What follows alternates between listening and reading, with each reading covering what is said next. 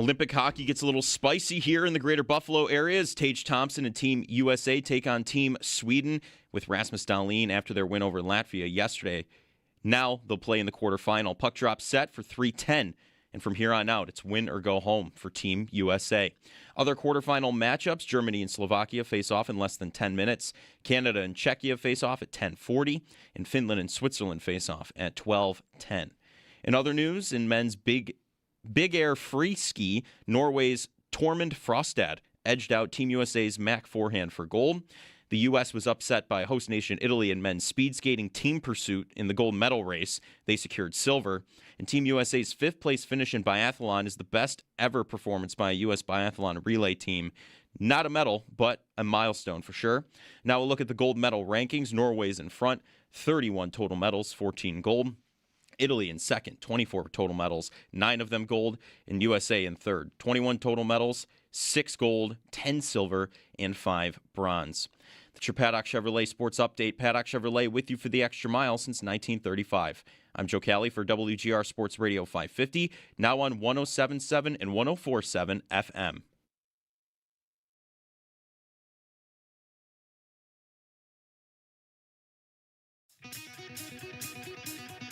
It's Jeremy.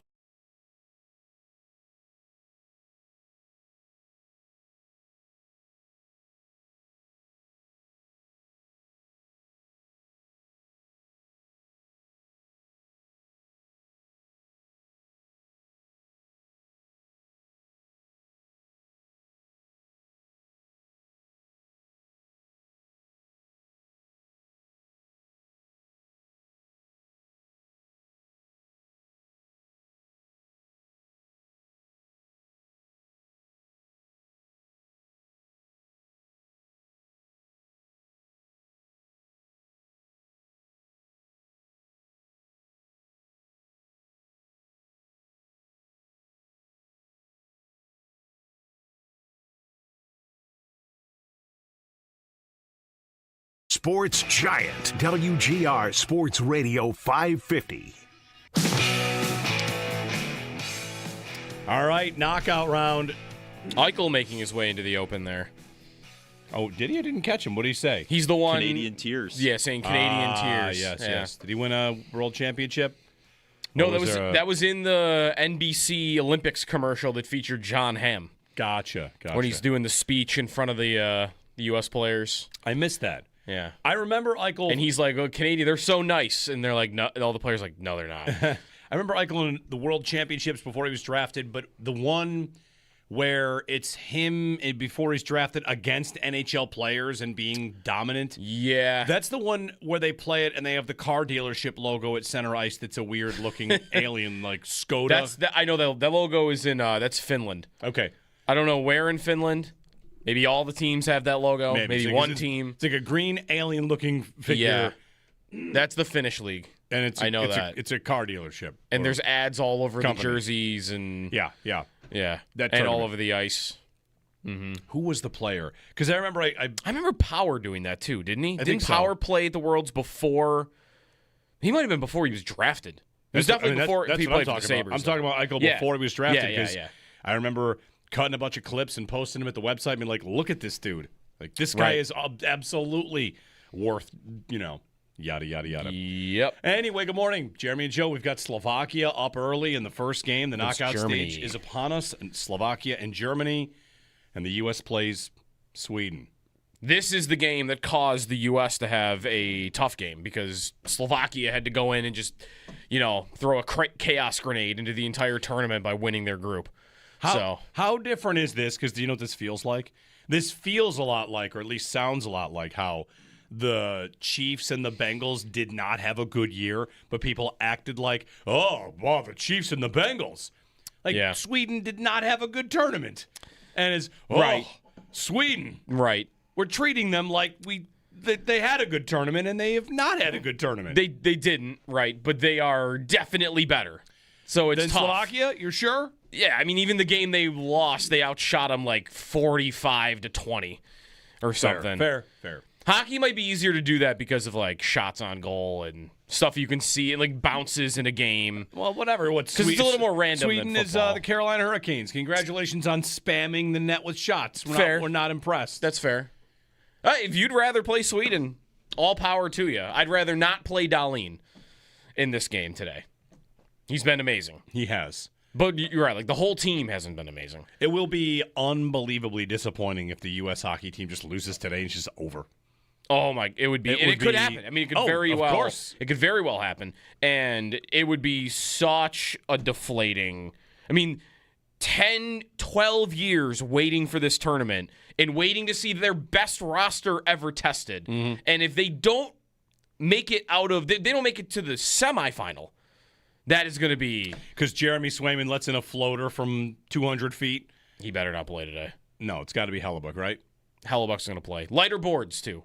That's so right. It just shouldn't happen again. That's right. I'm serious about that idea from yesterday. The Sabres should make the arena darker on the side of the rink that the opposing goalie's looking at twice. Black seats, wear your black and red jerseys. Just for like, I don't think you can make the boards get some darker colored advertisements. get like one goal every 10 years on a floater because it's like, but statistically you're helping yourself. Maybe it's more often than that. Maybe a couple times a year. The goalie loses it. Yeah. Well, it's a big one today. They're all big. I mean, here we go. We're underway. 12 hours of hockey, basically. Their path, the one thing that is good, I guess, about them playing Sweden first is if you were sick of them walking into the preliminary games knowing they're going to win, it's just basically how much are they going to win by, which is kind of what those first 3 games were. Now you have the potential for 3 games in a row that are all tense and pressure, and you don't know if they're going to win the game, and that can create more drama because their path will be probably, if everything goes chalk, Sweden, Finland, Canada. Like you run through the gauntlet to win the gold medal. There's no, like, as much as it would be better for their chances if they had gotten to play Germany again today, for entertainment value, they play Germany right now. What are we thinking? Okay, they're going to win by 5. Yes, that's right. And you're taking the entertainment value out of it a little bit. So that's the counter. Is you do get a better game. I mean, they're minus 260 to win this game today. Wow. That seems like a big number. It is. Considering this is like team 1 and 2 and 3. Canada's like minus 1,500, Canada which is why, 1, like, in US context 2. of the tournament, maybe it's not very big. But before the tournament in started, general, yeah. I'm doing the thing where I say, like, well, it's like the Chiefs. This is Sweden, who was the third favorite to win, and the Bills listen to me. The U.S. is just minus 260 to beat that team. I think I have in my head the number plus 210, which I think is what the Sabres were underdogs to Colorado, which is probably about as big an underdog as they would ever be. And in the NHL, you don't get much more than that. So, I mean, by that, USA-Sweden is like the equivalent of the best team in the NHL playing one of the worst teams in the NHL. I mean, it's still hockey and anything could happen. Of course. But, I mean, it's about as big a gap as maybe like Colorado to Vancouver is, honestly. I don't know what that number would normally be. Like the biggest spread you'd ever get in the NHL. I don't think it usually climbs above like 300 very often. So I was reading a little bit Toronto-based media that Austin Matthews has a lot on the line here. That really, he's the one. Because who are the 2 or the 3 best players the Americans are counting on the most, or the guys that will be looked at the most for, you got to get it done? It's Eichel. Yep. It's Matthews. It's probably Hellebuck. It's Quinn Hughes. Like, who are the guys with the pressure? The pressure would be, I think, because Eichel's won. Kachuk has won. That's where it comes to Matthews. Matthews and Hellebuck are considered to be 2 of the best at what they do in the league, and they have the reputations for you shrink in the biggest moment. Right. So here's Austin Matthews on a Leafs team that might not make the playoffs, struggling season for them, and oh well, sorry about that. You still have crushing pressure. You better win. You got a 2-week tournament, and the pressure's on you to get it done. And he had a great third game, which was nice. I saw Travis Yost asking, and there seems to be a general conversation about who the best American player is, and that Eichel has passed Matthews, and whether or not Eichel is clearly better, and we can all see, like, okay, it's pretty clear who the better player is. But Matthews has had a strong couple of games. He really has to win something. And by he, I mean he as a member of a team that wins something, has to win something to kind of get people off his back. So big game for Matthews on a Wednesday, on a Wednesday in February. At 3:00 In Italy. Right. Yeah. Good luck, man. I would think that McDavid has more of that than Matthews does. He's been to 2 Cup finals in the last 2 years, lost them both, and now he's in the biggest spot in the sport other than that. He scored the game-winning goal at the Four Nations, which is not a big tournament. I don't know that I want to. I think McDavid is in mostly Allen territory, which is we know you're good enough and it's not your fault. Right. And I don't think Matthews has that. That's fair. He's I think definitely that's fair. great. It's almost like McDavid is Allen and Matthews is Lamar. Sure. It's not just like McDavid's not winning, but he has been I almost said incredible. Florida has shut him down pretty well. Whatever. But like, He won the Conn Smythe as a loser, right? That's right, 2 years ago. Like, Enlarge the general scope for the most part. He shows up. He's still the best player on the ice. They just haven't won. Whereas, and that's Allen, right? For the most part, you can point to the Denver game if you want. But for the most part in his career, he rises to the occasion in the big game, in the playoffs, but they just don't win. Whereas Jackson has shrunk a bit, has played worse than he has in regular seasons. They've lost. That feels like Matthews more so, which is sometimes you do this disappearing act, and I don't know where you went for games 3, 4, and 5 of a playoff series. Even you bring up the Four Nations, I think it probably won't get remembered based on what happens in the Olympics, but maybe it'll get added to it. What happened in the Four Nations was in overtime, you had a chance to win the game and got robbed, and then you lost McDavid in coverage to lose the tournament in your own end right after. So I don't know how much that gets pointed out too. Like I think McDavid's right to bring up. I would go Matthews over him for this specific point, though. I mean, Matthews hasn't even been he's been to the second round once in his career, and did they get swept?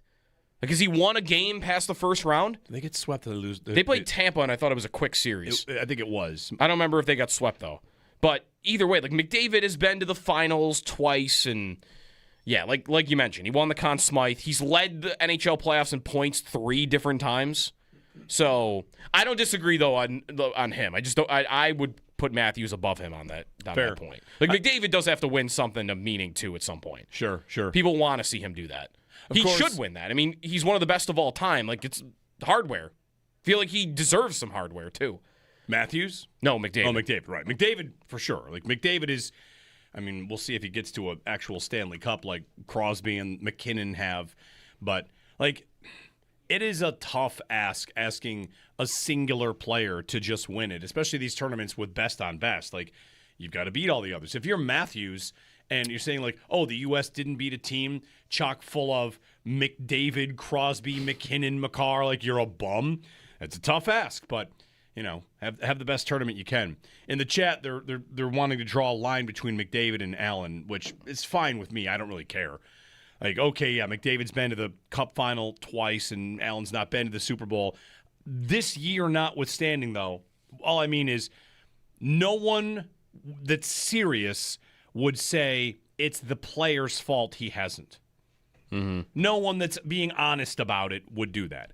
I mean, like, listen, you can go online these days and find people that are wrong on purpose, and you can respond to them. And if you do that, you're part of the game. Like, I watched a video the other day of someone claiming Josh Allen was a bottom 5 NFL quarterback. Like, that's a person who's trying to get you to post it and mock them. Like, I'm very glad my algorithm doesn't have that coming up. Like, I didn't know that happened. Like, don't fall for that stuff. Anybody that's worth anything would say that for the most part, Allen has been good enough and not get fully blamed. I do wonder if this last offseason at least opens the door for a different conversation.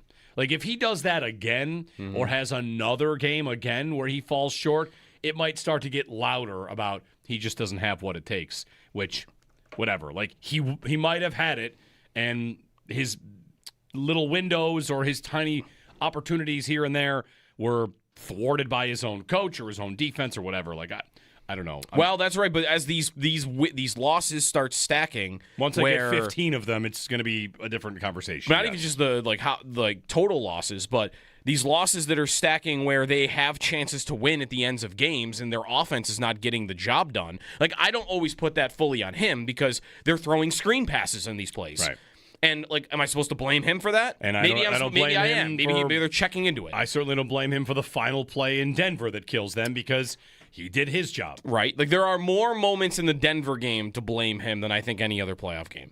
Sure. Any other playoff loss. Cincinnati's a weird End of the one, half. but yeah, Denver is the one. You're more on the hook for the Denver game than the other ones. But I do think because you had chances to win against Kansas City twice in the previous 2 years, that if you get another one this year like that, where your offense is out there, you got touchdown to win it, field goal to win it, they've had these situations, and you don't close the deal, then that is going to get louder. Yeah. No doubt that's going to get louder about Allen specifically. And I don't think that's really attaching to him right now. It also gets louder if they lose in the future with a different version. Now, if there's a different coach and a different defense and a lot of different talent, maybe it gets different. It gets louder. The thing that I think helps him too is that avoid that is his career numbers in the playoffs are still one of the best. It depends what you're looking at, but if you're looking at touchdown to interception ratio, if you're looking at EPA per play, he's one of the best playoff quarterbacks ever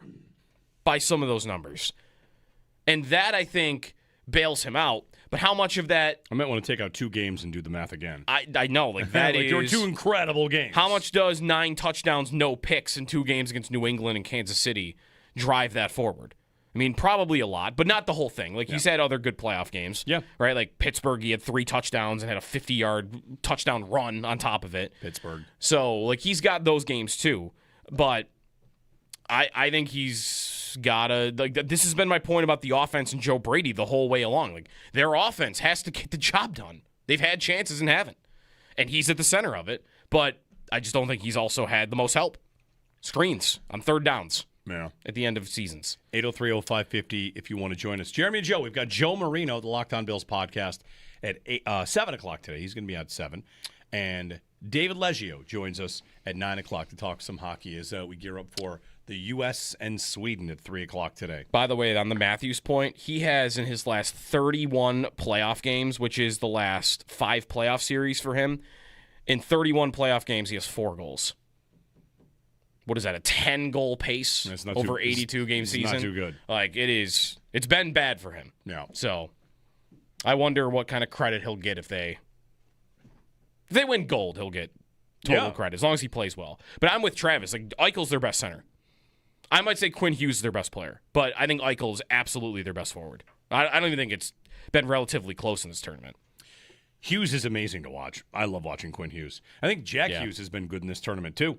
He has, and he was bad. He was bad in the Four Nations last year, but he's been very good. Jack Hughes has been good in this tournament, so we'll see who we count on for this one. Matthews, Eichel. Tage.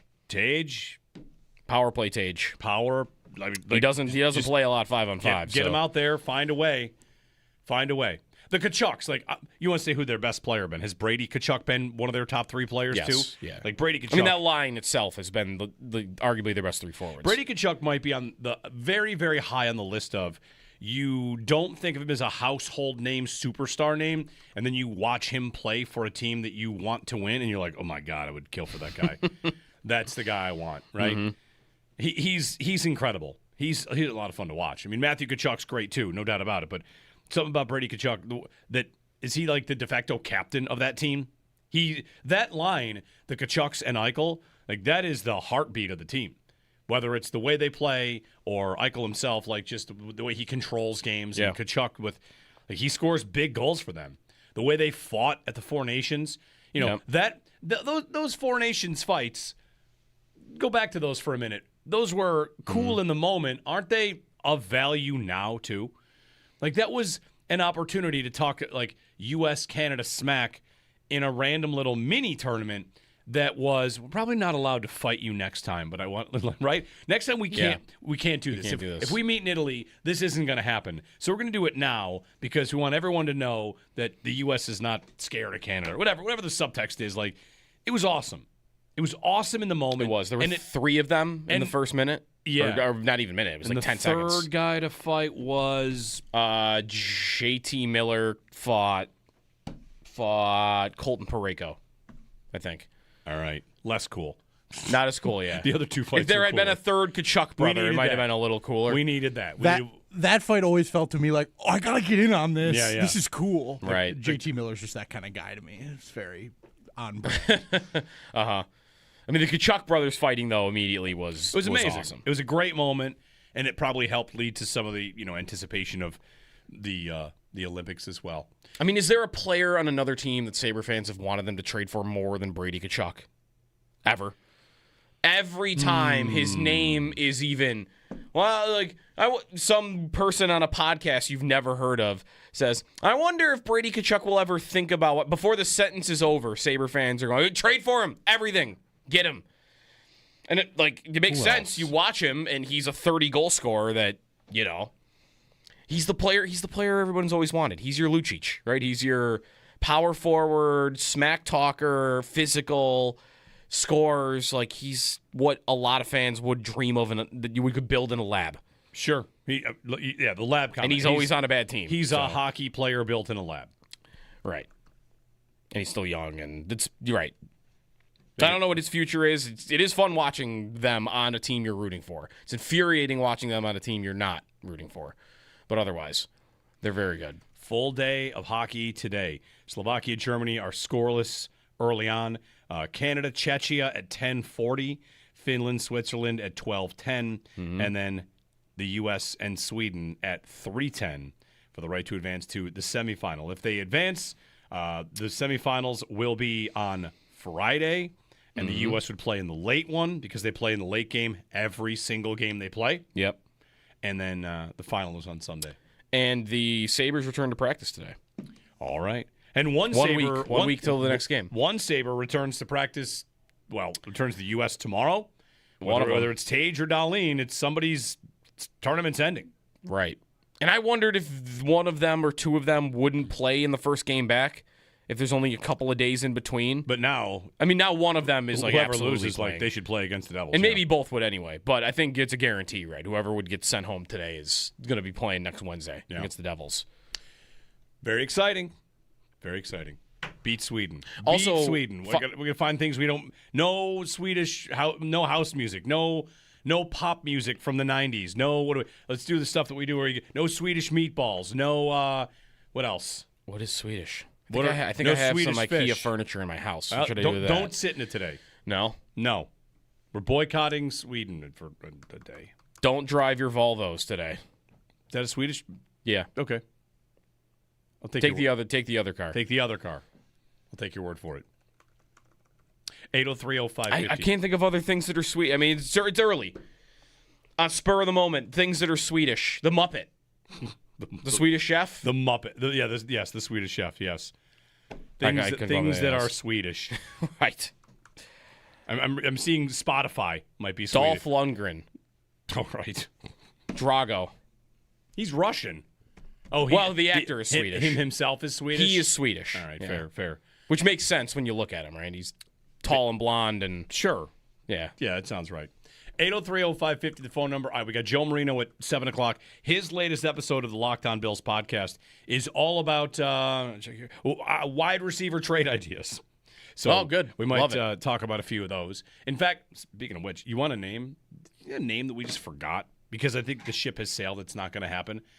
But I thought about one of those, today's a great day to trade for so-and-so tweets. Mm-hmm. Today's a great day to remember that Chris Olave has not yet been signed to a big extension. It's just a great day to remember that he's not gotten paid yet. No, he hasn't. And, if you just maybe they like their quarterback and they're going to just go ahead and go in the right direction. But they're in cap trouble, and could you talk them into it? I don't know. Probably not. The Saints will probably keep Olave. I think I do think their quarterback might be decent. He might be decent. Which is probably why they won't. And Olave is great. Olave would be my number one dream. Really? Yes. He'd be your dream idea? Yep. I like him a lot. Is he my dream idea, though? Although I don't know what my dream idea might just be sign Mike Evans, who reportedly is going to test free agency for the first time in his career. Okay, then what's your dream idea next year? Because I'm not doing that for more than... How long am I... I'd like to stop. As much as I love this, I would like to get off this train. I mean, next year eventually. I'm the Super Bowl champion, so Okay, of course. So and then we're going to go to the draft and be like, well, now that Mike Evans is done, we got to get a receiver. I might like to get off this ride for 5 minutes. He can't be good at 33, too? T.O. was good until he was like 38. Mike Evans can be good for 5 more years, can he? I guess maybe. What is my dream idea? Is he going to test free agency? I don't know if I believe that. It's tough. It's a tough sell. They're not going to let him walk. I mean, No if he wants to try something else? I don't know why he would, though. Right. There's a report out there that he wants to test free agency. I don't buy it. Maybe it's just to get more money out of Tampa. A former Bills receiver retired. I went back to find his scouting report from college. It's a fun one to look at. Jeremy and Joe, you can give us a ring here on WGR Sports Radio 550 and on the FM dial, 104.7 and 107.7 FM.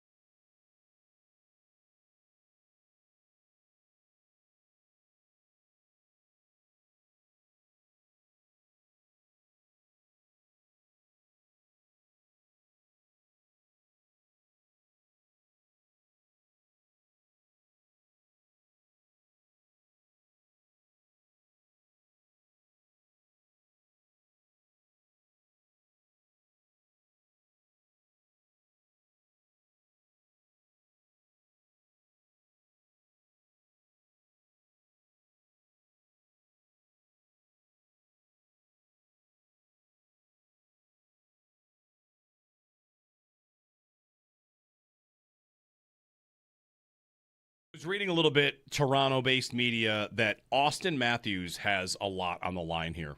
That really, he's the one. Because who are the two or the three best players the Americans are counting on the most, or the guys that will be looked at the most for, you got to get it done. It's Eichel. Yep. It's Matthews. It's probably Hellebuck. It's Quinn Hughes. Like, who are the guys with the pressure? The pressure would be, I think, because Eichel's won. Kachuk has won. That's where it comes to Matthews and Hellebuck are considered to be two of the best at what they do in the league, and they have the reputations for you shrink in the biggest moment. Right. So here's Austin Matthews on a Leafs team that might not make the playoffs, struggling season for them, and oh well, sorry about that. You still have crushing pressure. You better win. You got a 2-week tournament, and the pressure's on you to get it done. And he had a great third game, which was nice. I saw Travis Yost asking, and there seems to be a general conversation about who the best American player is, and that Eichel has passed Matthews, and whether or not Eichel is clearly better, and we can all see, like, okay, it's pretty clear who the better player is. But Matthews has had a strong couple of games. He really has to win something. And by he, I mean he is a member of a team that wins something, has to win something to kind of get people off his back. So big game for Matthews on a Wednesday, on a Wednesday in February. At 3 o'clock. In Italy. Right. Yeah. Good luck, man. I would think that McDavid has more of that than Matthews does. He's been to 2 Cup finals in the last 2 years, lost them both, and now he's in the biggest spot in the sport other than that. He scored the game-winning goal at the Four Nations, which is not a big tournament. I don't know that I want to. I think McDavid is in mostly Allen territory, which is we know you're good enough and it's not your fault. Right. And I don't think Matthews has that. That's fair. He's I think definitely that's fair. great. It's almost like McDavid is Allen and Matthews is Lamar. Sure. It's not just like McDavid's not winning, but he has been I almost said incredible. Florida has shut him down pretty well. Whatever. But like, He won the in Conn large, Smythe but like, as a loser, right? That's right, 2 years ago. Like, In large, the general scope, for the most part, he shows up. He's still the best player on the ice. They just haven't won. Whereas, and that's Allen, right? For the most part, you know, you can point to the Denver game if you want. But for the most part in his career, he rises to the occasion in the big game, in the playoffs, but they just don't win. Whereas Jackson has shrunk a bit, has played worse than he has in regular seasons, they've lost. That feels like Matthews more so, which is sometimes you do this disappearing act, and I don't know where you went for games 3, 4, and 5 of a playoff series.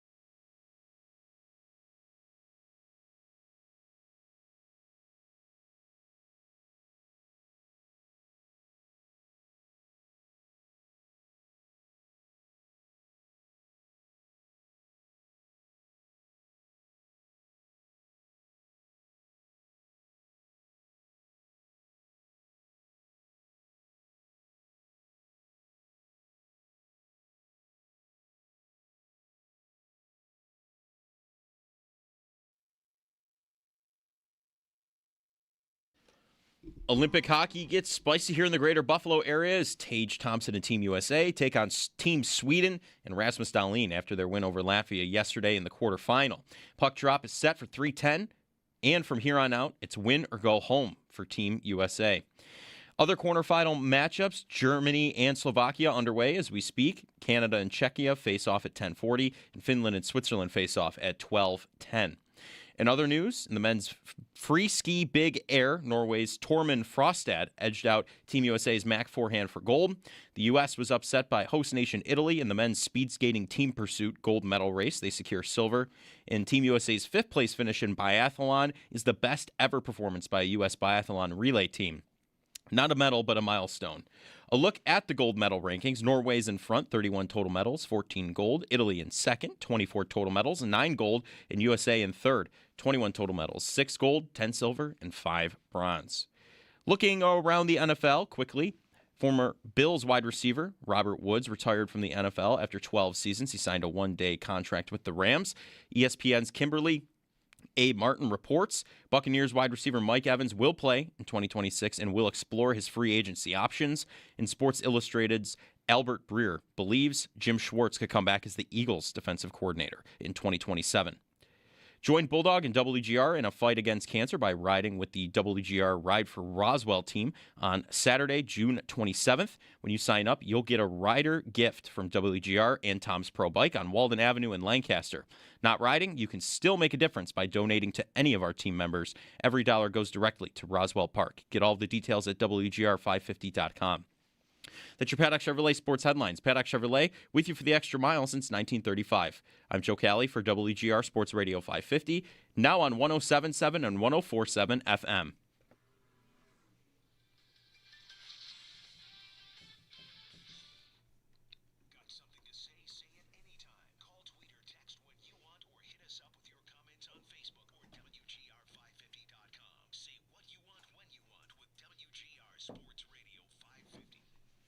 Jordan Tyson's the one that if you just watch the best plays, you're like, oh my gosh, this guy's the most talented. But then he's the injury history and some consistency stuff are questions. Whereas with Peyton Lemon, you feel like you're getting at least a higher floor. And then after that, it really feels like a little bit of a mixed bag. I think Omar Cooper's really interesting. It feels like the buzz is starting to build for him. I've been pretty high on him all the way through the season. And I think Denzel Boston's a guy getting buzz. And Zechariah Branch, too, I think is what could he be types of players.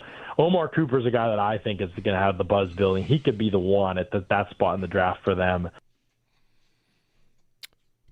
Whatever your flavor. That's John Ledyard on the wide receiver class in the upcoming NFL draft. Jeremy and Joe, good morning. We're watching Olympic hockey.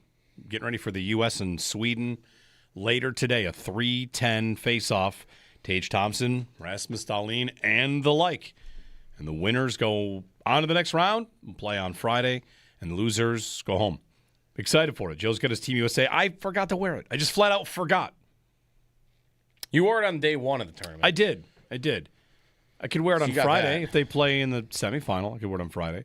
You might lose your chance, though, if they don't win. It's true. You're right, though. You got to wear it Friday. I have 3 Team USA items. I have a shirt that if I wore it, it would totally pass for a Team USA hockey shirt, but it's Okay. actually a Ryder Cup golf shirt Okay. because it's kind of like That's fine. It's The like an Team athletic USA shirt, attire. and the Yep. A is made out of golf tees, but you don't really notice that. Okay. I could wear that. I'll wear that Right. Friday if I can find it. A Anyway, Ryder Cup. a Ryder Cup. Yep, it's a Ryder Cup shirt. That's just as like Team USA. It's not official gear. What's the third one? You have the jersey, you have that, and then what's the third one? That's a good question. I You don't seem know. pretty confident you have 3 when you said it. Did I say 3? You said 3. He said 3, didn't he? I probably have You a said, third. I got 3. I thought you were I've going to go got, 1, 2, 3, and I heard 1, 2. I've got like a blue hoodie that's got red and white polka dots that looks patriotic. That if I wore it, you'd be like, oh yeah, Team USA. If I right. wore it with people it wearing would look like yes, you were wearing. yes. You could wear it out to a USA watch party. Yeah, and but on his you wouldn't own, stick out. Yeah. All right. Instead, you're wearing green today, which I don't think is representative of any of the countries that are still. No, I just wore like what was nearby. Anyway, 803-0550 is our phone number, and 1-888-550-2550 if you'd like to join us, Jeremy and Joe. All right, what else? Robert Woods retires. Yes. Bobby Trees, as he's called. Can anyone remember anything he did with the Bills? And I don't say that in a negative way. Robert Woods' career, he had 2 1,000-yard seasons with the Rams.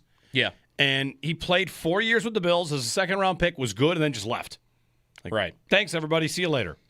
And Right as McDermott and the new regime showed up. I can remember he caught a touchdown against the Ravens from Tyrod on a deep ball. Okay. I think I'm out. It's like, that's it. It's funny. The play I remember him being good. And I'm sure that would have been for catching the football. But the first thing that came to mind when you asked, like, what do you remember him for? I remember him, I think Tyrod ran for a touchdown against the Tennessee Titans. And Robert Woods put this safety into, like, another dimension with a block. So I remember a block from Robert Woods is, like, the number one play that I could think of for him with the Bills. I'll have to pull the play up. He destroyed a guy. But other than that, he didn't really he was good. Again, he was good the whole time. And he was good at getting open, and he proved that with the Rams. Did he ever catch, like, a meaningful touchdown or actually, now that I'm thinking, remember the Seattle Monday night game that the Bills had? I think that's Tyrod's best game. Okay. Like, statistically, like, he couldn't be stopped in that game.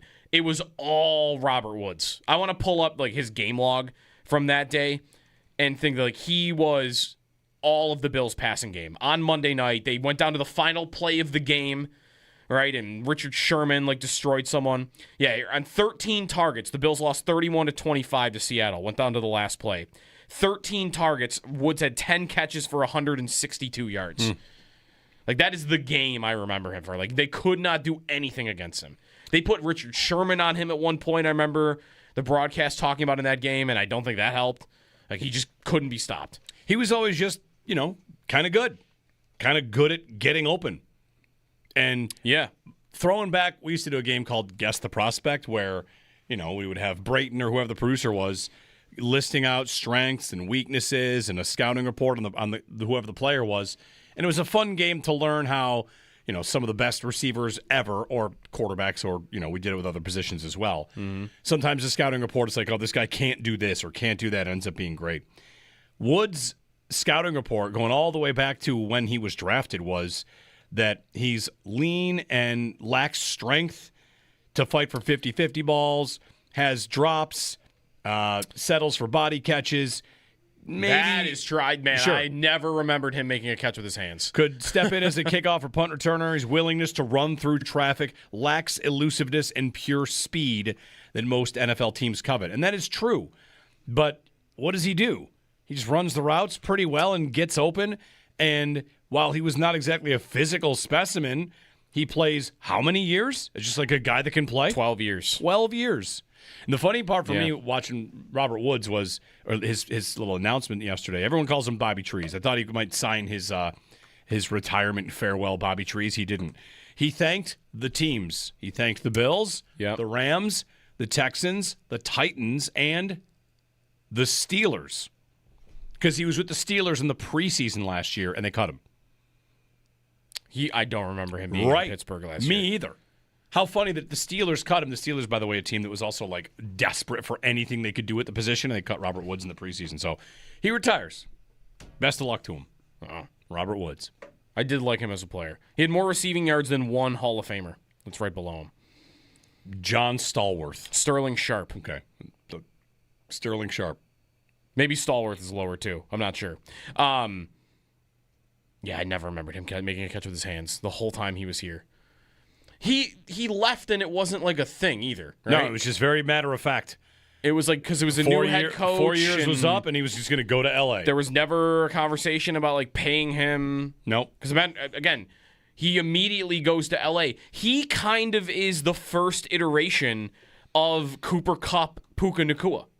Like that role in the Sean McVay offense, which is that's the physical receiver that is going to play on the inside a lot, and that guy's going to block a lot, and he's going to get hidden, and McVay is going to work that guy onto linebackers.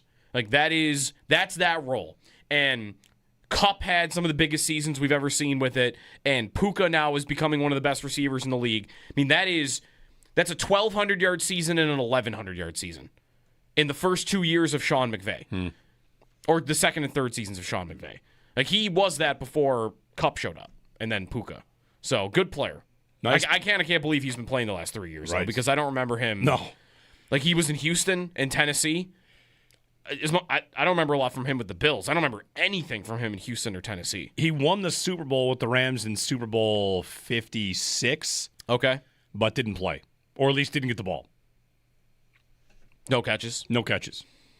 That's the Rams over the Bengals. He's with the Rams still at that point, from what I understand. From my very quick look into it.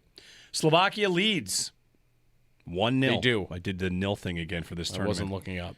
I guess 1-0? when sports are on at 6 a.m., I say the nil thing because it's like soccer. 1-0, 1-0. If it's in Europe, you're saying nil? If it's 6 a.m., I'm saying nil. I feel like that's where I'm at. 803-0550 if you want to join us. It really is dumb the gold medal game is at 8 o'clock on Sunday, isn't it? They do it so the gold medal game does not disrupt the closing ceremonies. It's the last day. It's like a marquee event. The Olympics will end on Sunday, and it's the gold medal game happens, and then they close things out. I mean, it really is, I guess, not decided on based on what U.S. TV is going to do. But, like, if you live on the West Coast 5 a.m. and you're a huge hockey fan, gold medal game is at 5 a.m. on Sunday for you. That's terrible. It's tough. That's terrible. It's tough. But, again, I know they're not doing it based on – they put it on the day before then and put it on a prime time spot. It probably would be better for the NHL players, too. 803-0550. No franchise tags officially yet in the NFL. The window is open, and no one's been given the franchise tag. There's no rush to do that. Teams have until March 3rd. So we've entered the window. Nothing yet. All right. Pickens is going to get tagged. You would think so. Like, that would be stunning to me if he didn't. Like, if he didn't, everyone immediately starts talking about why their own team should go get George Pickens, right? He's going to make some money. Yeah. He's going to get paid 4 years, $128 million. Would he be my dream idea? He's good. He's really good. He's good He's at also really fun because he was going to get into a fight every single play for no reason. He is really good at what the Bills would want him to be really good at. Like right. He is the super powered Brandon Cooks.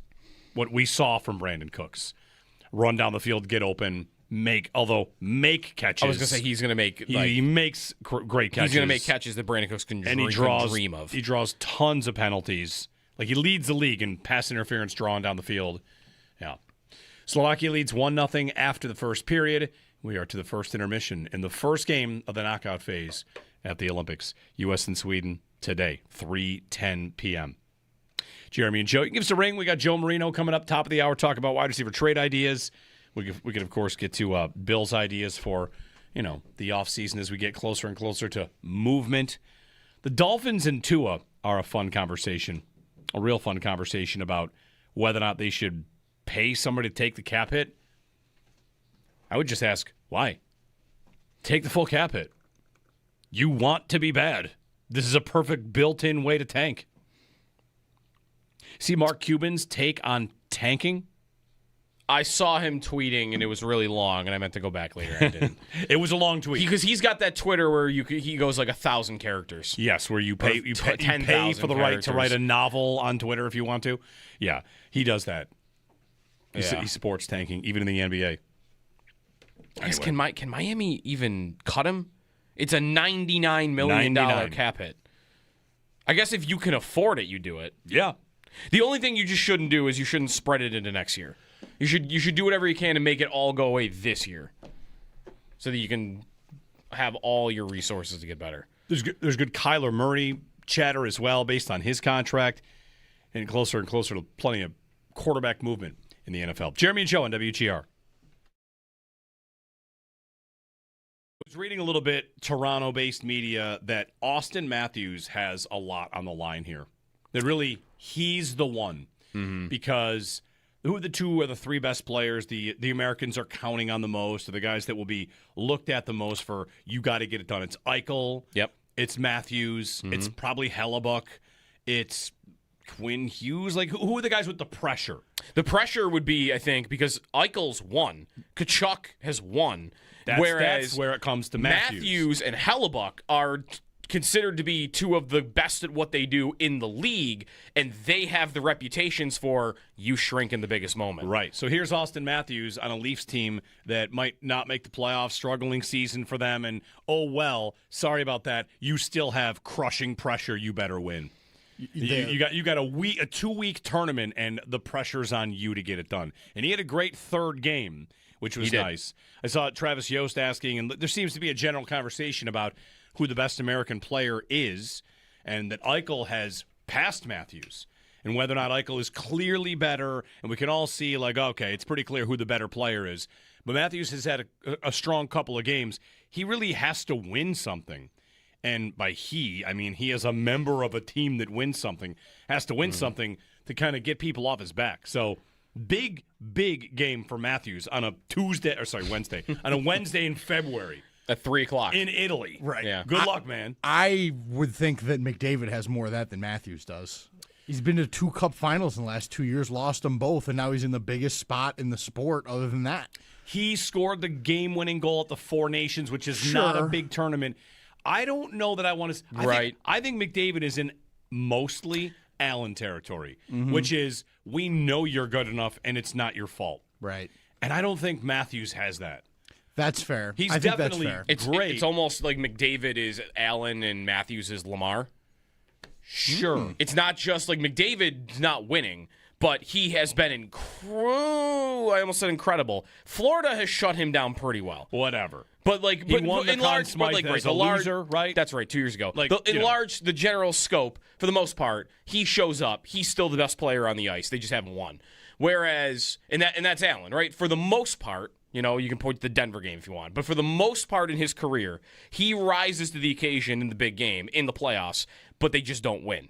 Whereas Jackson has shrunk a bit, has played worse than he has in regular seasons. They've lost. That feels like Matthews more so, which is sometimes you do this disappearing act, and I don't know where you went for games 3, 4, and 5 of a playoff series.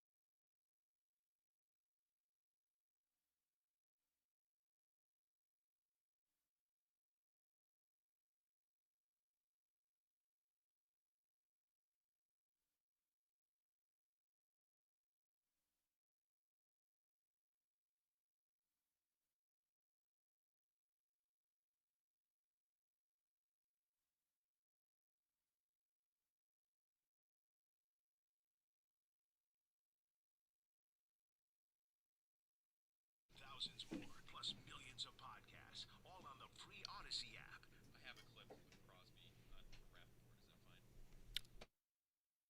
fine? All right, Jeremy and Joe, good morning, everybody. Happy Wednesday. U.S. hockey plays 3 o'clock this afternoon. Canada plays today, 10:40 this morning. Brad Ryder on 1 to 3 again today with Owen Parker because Tim Graham's out sick again, so Owen's in. I listened yesterday a good amount. I used to do shows with Brad way back in the day, and Owen, I've got a little bit of advice for you on dealing with Brad. Much appreciated. Yeah. So I was listening to the show last night. Went back and listened to see how you guys sounded. And Brad was explaining how he sometimes will start a sentence and then start another sentence he likes better, but then start another sentence he likes better. Like, stream of consciousness. Right. That's normal for us when we sit here and just talk about stuff.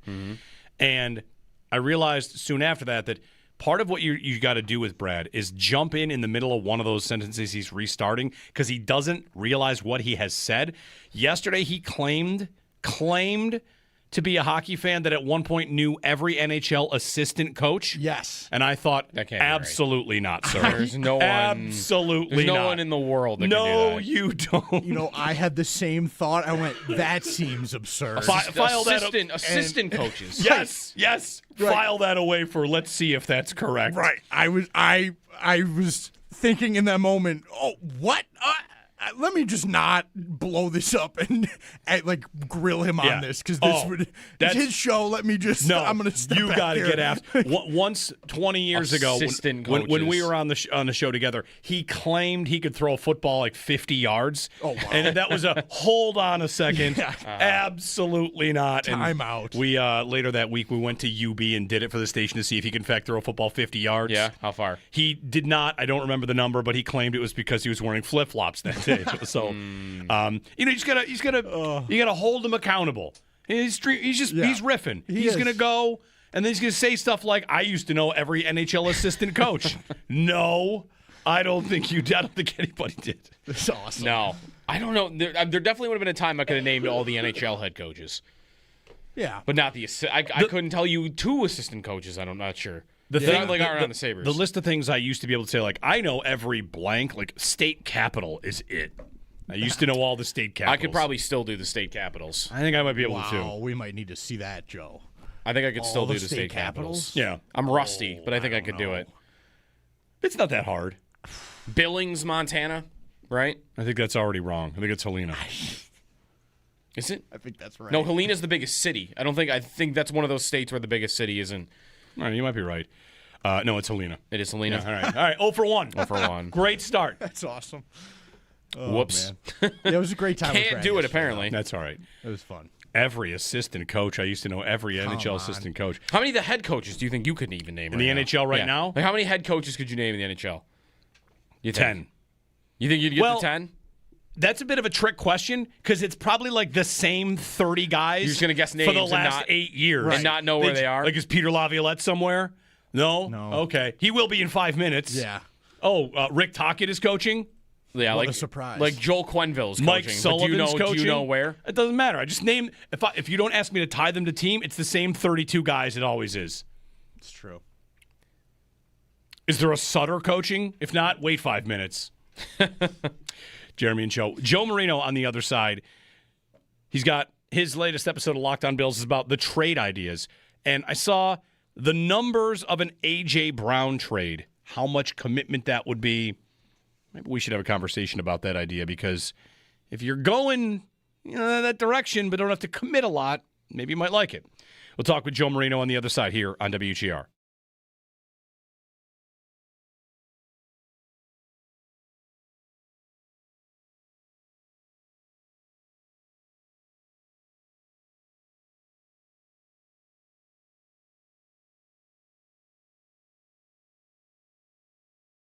I was reading a little bit Toronto-based media that Austin Matthews has a lot on the line here.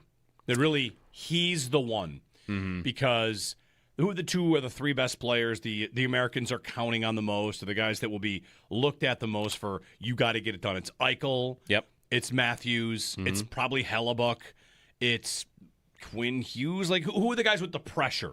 The pressure would be, I think, because Eichel's won. Kachuk has won. That's whereas where it comes to Matthews. And Hellebuck are considered to be two of the best at what they do in the league, and they have the reputations for you shrink in the biggest moment. Right. So here's Austin Matthews on a Leafs team that might not make the playoffs, struggling season for them, and oh well, sorry about that. You still have crushing pressure. You better win. You got a 2-week tournament, and the pressure's on you to get it done. And he had a great third game, which was nice. I saw Travis Yost asking, and there seems to be a general conversation about who the best American player is, and that Eichel has passed Matthews, and whether or not Eichel is clearly better, and we can all see, like, okay, it's pretty clear who the better player is. But Matthews has had a strong couple of games. He really has to win something. And by he, I mean he is a member of a team that wins something, has to win something to kind of get people off his back. So big game for Matthews on a Wednesday, on a Wednesday in February. At 3:00 in Italy. Right. Yeah. Good luck, man. I would think that McDavid has more of that than Matthews does. He's been to 2 cup finals in the last 2 years, lost them both, and now he's in the biggest spot in the sport other than that. He scored the game-winning goal at the Four Nations, which is not a big tournament. I don't know that I want to. I think McDavid is in mostly Allen territory, which is we know you're good enough and it's not your fault. Right. And I don't think Matthews has that. That's fair. He's I think definitely that's fair. great. It's almost like McDavid is Allen and Matthews is Lamar. Sure. It's not just like McDavid's not winning, but he has been I almost said incredible. Florida has shut him down pretty well. Whatever. But like, He won the in Conn large, Smythe but like, as the a large, loser, right? That's right, 2 years ago. Like, In large, the general scope, for the most part, he shows up. He's still the best player on the ice. They just haven't won. Whereas, and that's Allen, right? For the most part, you know, you can point to the Denver game if you want. But for the most part in his career, he rises to the occasion in the big game, in the playoffs, but they just don't win. Whereas Jackson has shrunk a bit, has played worse than he has in regular seasons. They've lost. That feels like Matthews more so, which is sometimes you do this disappearing act, and I don't know where you went for games 3, 4, and 5 of a playoff series.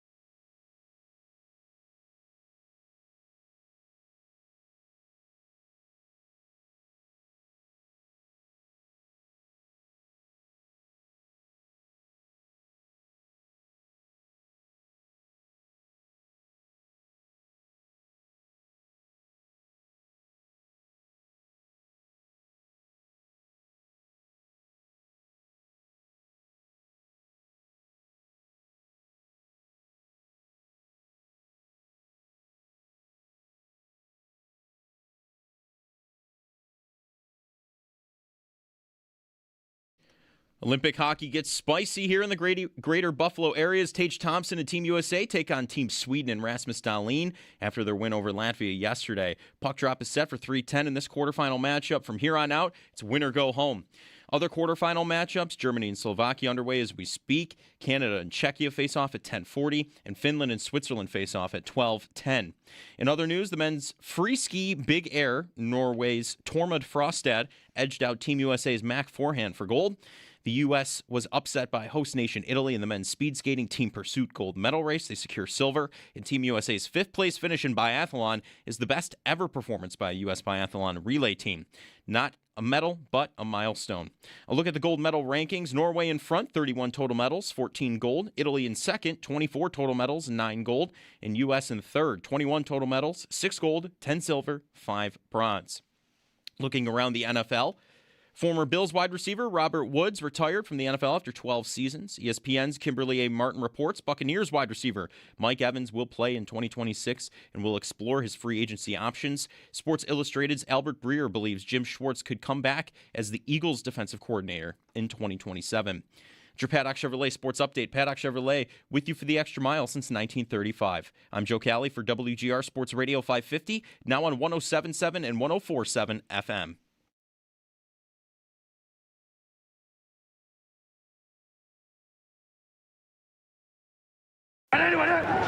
From the 48 on second down. Hurts going deep. And the catch is made by Brown.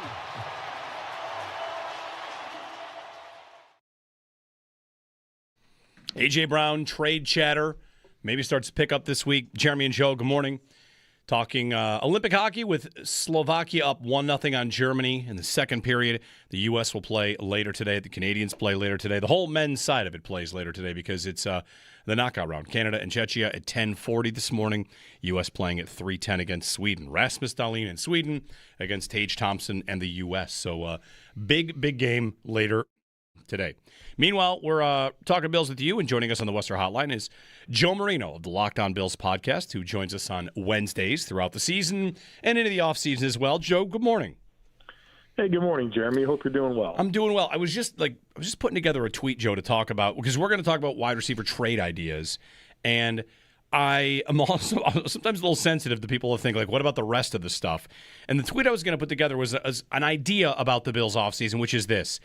I think the reason that maybe we're hammering down on receivers so much is because the offensive changes we expect are specific, and the defensive changes we expect are volume-based, if I may. Like, that doesn't mean just whatever it takes, and they'll have specific needs over there, but I expect this offense to add a receiver. And then on defense, I expect the draft to kind of look like it did last year, where it might be the first, the second, the fourth, the fifth, the sixth. Like, Jim Leonard's going to need volume over there, and Brandon Beane's going to throw a lot at that side of the ball. But the receiver's easier to kind of maybe pin down as one need for this offense. This, of course, with the interior of the offensive line, we know that's there. But it's like one targeted need and then a volume-based approach on the defense, if that makes sense.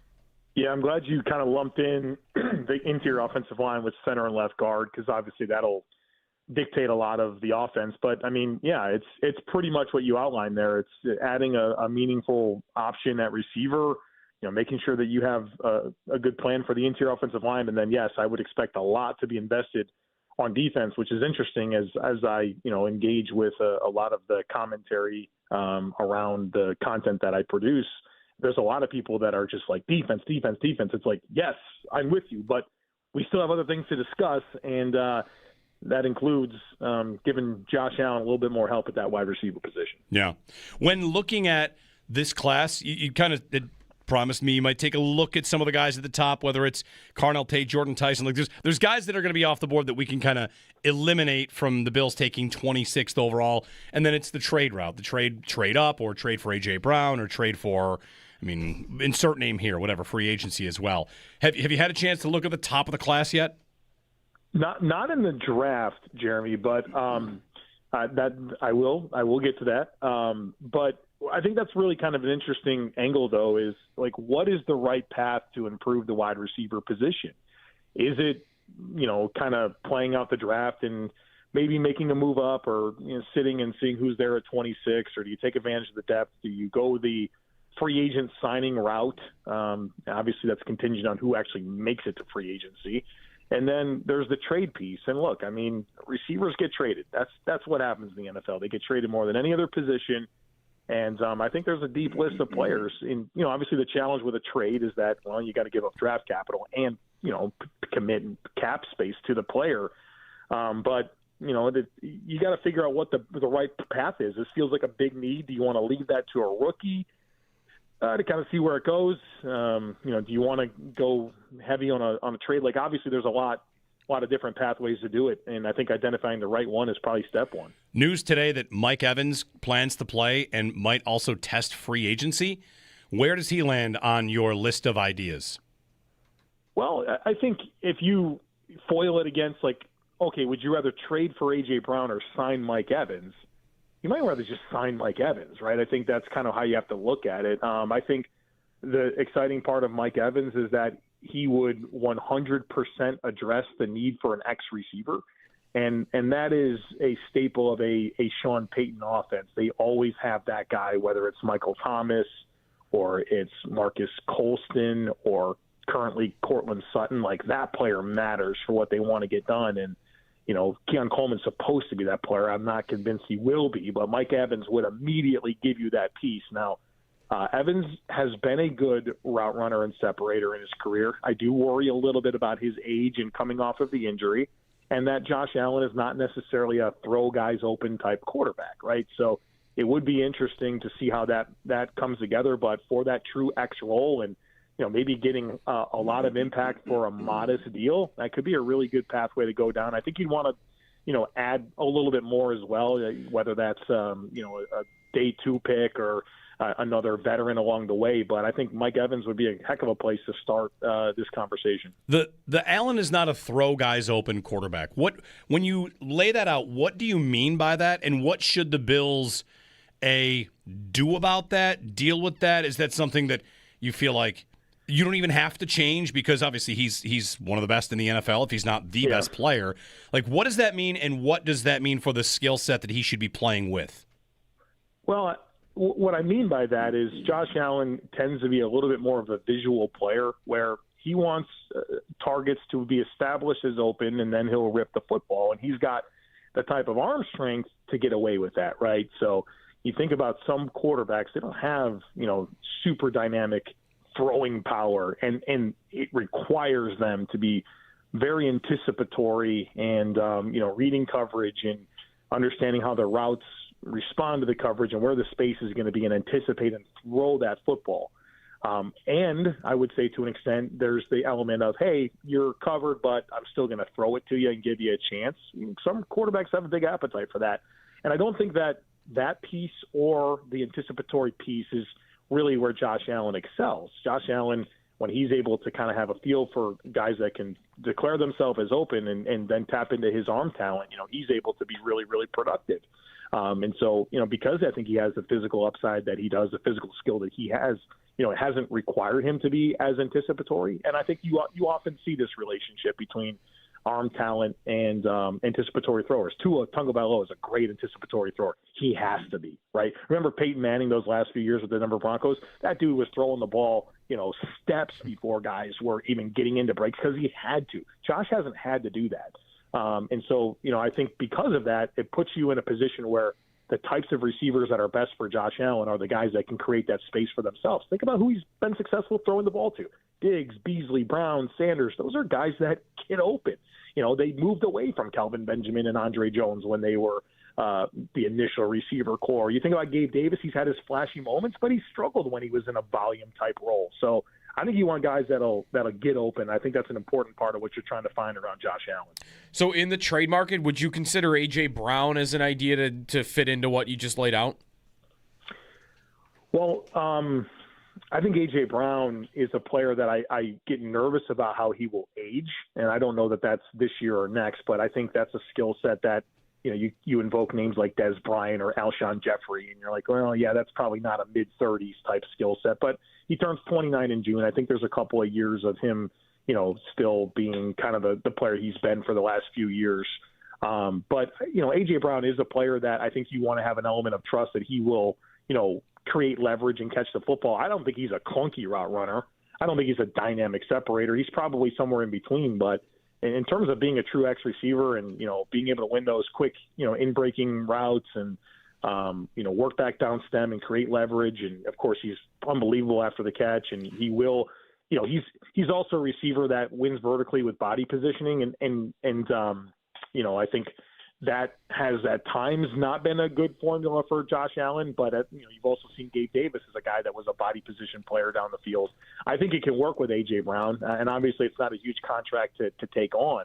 You know, I think the biggest question I have about A.J. Brown is, you know, Philadelphia. Are they going to take a $43 million dead cap hit to move on? You know, it's dicey there with kind of how the temperature is of that offense especially, but that's a tough pill for Philly to swallow, although I think a lot of people are expecting that there's a good chance A.J. Brown gets moved. Joe Marino, the Locked On Bills podcast. One of the guys we might add to the mix is Michael Pittman of the Colts, which there's some reports that they could just decide to save on the cap and let him loose, which I think would be kind of nuts. But it could happen. Or maybe they're fielding trade offers and a team would trade for his rights and then extend him, restructure him. Any thoughts on the Colts? I want to call him the number one. I know Alec Pierce is all the rage, but Pittman's been their number one for a while. Yeah, I mean, Pierce is a good player, but he's never even had a 50-catch season, right? Pittman's been the more volume piece of this offense. And I think for the Colts, they got a lot to figure out, and they're going to have a very expensive group of skill players. They're already paying John Taylor. Josh Downs is due. Maybe they do want to go with Pierce as the younger player. And Tyler Warren, of course, is a good young player, and they got some offensive line stuff to figure out. And so they might look at a receiver, Michael Pittman, who turns 29 in October, that played through a low back fracture in 2024 that they didn't get surgery on, and he played through it in 2025. There's been some concussions, and maybe they're thinking to themselves do we get ahead of moving on? We get $20 million in cap space if we do. And if you trade him, of course, you still get the same $20 million in cap space, but then assets on top of it. Maybe this is a path that makes sense for the Colts. Once you kind of dig into it a little bit and realize what they kind of have brewing at the skill players, they still got to figure out the quarterback piece. So I think they might be leveraging that as get out of it early, get assets now, and see where it can take you. What about in free agency, Joe? That's what the Bills have really done, right? A couple years in a row, they've dipped into that with Palmer and Samuel and others. That middle of tier receiver contract in free agency, which I know is not my favorite idea at all, but who are the names on that? Alec Pierce, Shaheed again. We talked about him at the deadline. Romeo Dobbs. Is there any name you've seen on that list that whets your appetite? Well, that's my project today, is studying free agent receivers. The podcast I did this morning covered the trade targets, so I've thought a little bit about this. But, I think there's maybe a cautionary tale about this type of receiver, right? Of course, in Buffalo with Palmer and Samuel, and I think about guys like Diami Brown signed for the 1 year, $10 million deal. It's is this where you want to go? I think that's just the opportunity cost there gets me concerned. I think you might want to supplement a bigger move with a mid-tier free agent, but I think you should be more interested in making a bigger investment, and we'll see. Like Mike Evans, maybe that does qualify, and I don't know that you're going to have to pay him like $1 zillion, right? Like that, if that would be the type of free agent, or Alec Pierce, if you do want that specialized verticality. Rashid Shaheed would check a lot of boxes for this team, but I think you probably stay away from that middle tier type player and try to get yourself a little bit more of a player that has a chance to give your offense some volume and consistency. Joe Marino, Locked On Bills podcast on the Wester Hotline. Joe, how about some other names here? I don't know, guys could be moved just because they're in crowded rooms, like a DJ Moore or a Quentin Johnston. Brian Thomas. Sure. Although that might have taken a hit with the Hunter news this week. So there are a couple names like that. Well, even with the Hunter news with Brian Thomas, I mean, he was there after they traded for Jacoby Myers. The last 8 games, Brian Thomas was 4th on the team in targets, right? Myers had 55, Parker Washington 43, Brenton Strange 35, and Brian Thomas 29. And this is they're probably concerned maybe about if they don't move on. Is this a situation where there's just diminishing returns on the potential, right? If he's going to be the 4th option, that there's just not going to be enough volume there to get more in a trade, or you want to extend him. And obviously that's not the general manager in place. James Glanso didn't draft Brian Thomas Jr. And I think anytime you have a new general manager in place, they just tend to move on from players that they didn't bring in. And so I think that Brian Thomas Jr. conversation is a good one to have. He's young. He turns 24 in October. He would certainly give the down the field presence that this offense needs, and I think he's got a lot of room to develop his overall game. So if Brian Thomas is truly available, I think it's a decent opportunity to kind of swoop in and see what you can do. Now, DJ Moore is an interesting one. Obviously, the contract there is a little bit more difficult. You're taking on a $24.5 million 2026 cap hit, so you're probably going to want to extend him. Do you want to? Right, as a guy that turns 29 in April, But maybe that's where the value is. You can trade for DJ Moore for maybe a day 3 pick, knowing that you have to take on a lot more salary and make it like a 2-year type situation. I covered 10 receivers in today's podcast. There's a lot of options out there, and like we've already established, receivers get traded. The Bills have a need. I mean, this is definitely a real possibility for Buffalo this offseason. Yeah, it'd be about implementing somebody in this offense as well, and seeing how much Joe Brady wants to change it. Whether or not they're open to personalities again, timelines. There's a ton of things to figure out with this position. That's why, like I mentioned at the start, Joe, like this is a targeted move we know they have to make, and then the rest of it is volume for building out this Bills defense. And when it comes to the hired gun kind of signing, like let's real quickly on the defensive side of things, like Boye Mafe is big free agent. Maybe they could get out there, someone like that. We're waiting on Max Crosby news. Do you feel like the overall free agent class of, I don't say like bit players, role players, do you think there will be good volume for this Bills defense to add names out there to attack once we open up the signing period? Yes. And I think what really intrigues me about that is with the transition to Jim Leonard's defense, there are way more roles and opportunities for different types of skill sets, right? I think there was like very much like archetypes with Sean McDermott at positions, and you just kind of knew guys that would and would not really factor in. There's a lot more room for different types of players to sign and have roles. And so that intrigues me. Like the 240, 250-pound, bursty, bendy pass rusher, that is on the menu now. The downhill linebackers on the menu. Versatile slot players that can, play man in the slot, playing deep alignments, those positionless type defensive backs.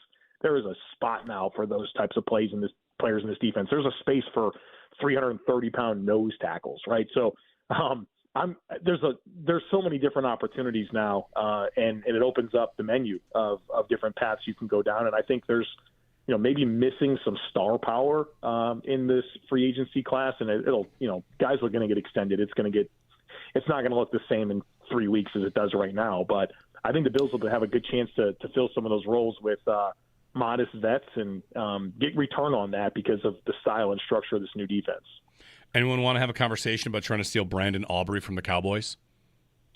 Brandon Aubrey? Yeah.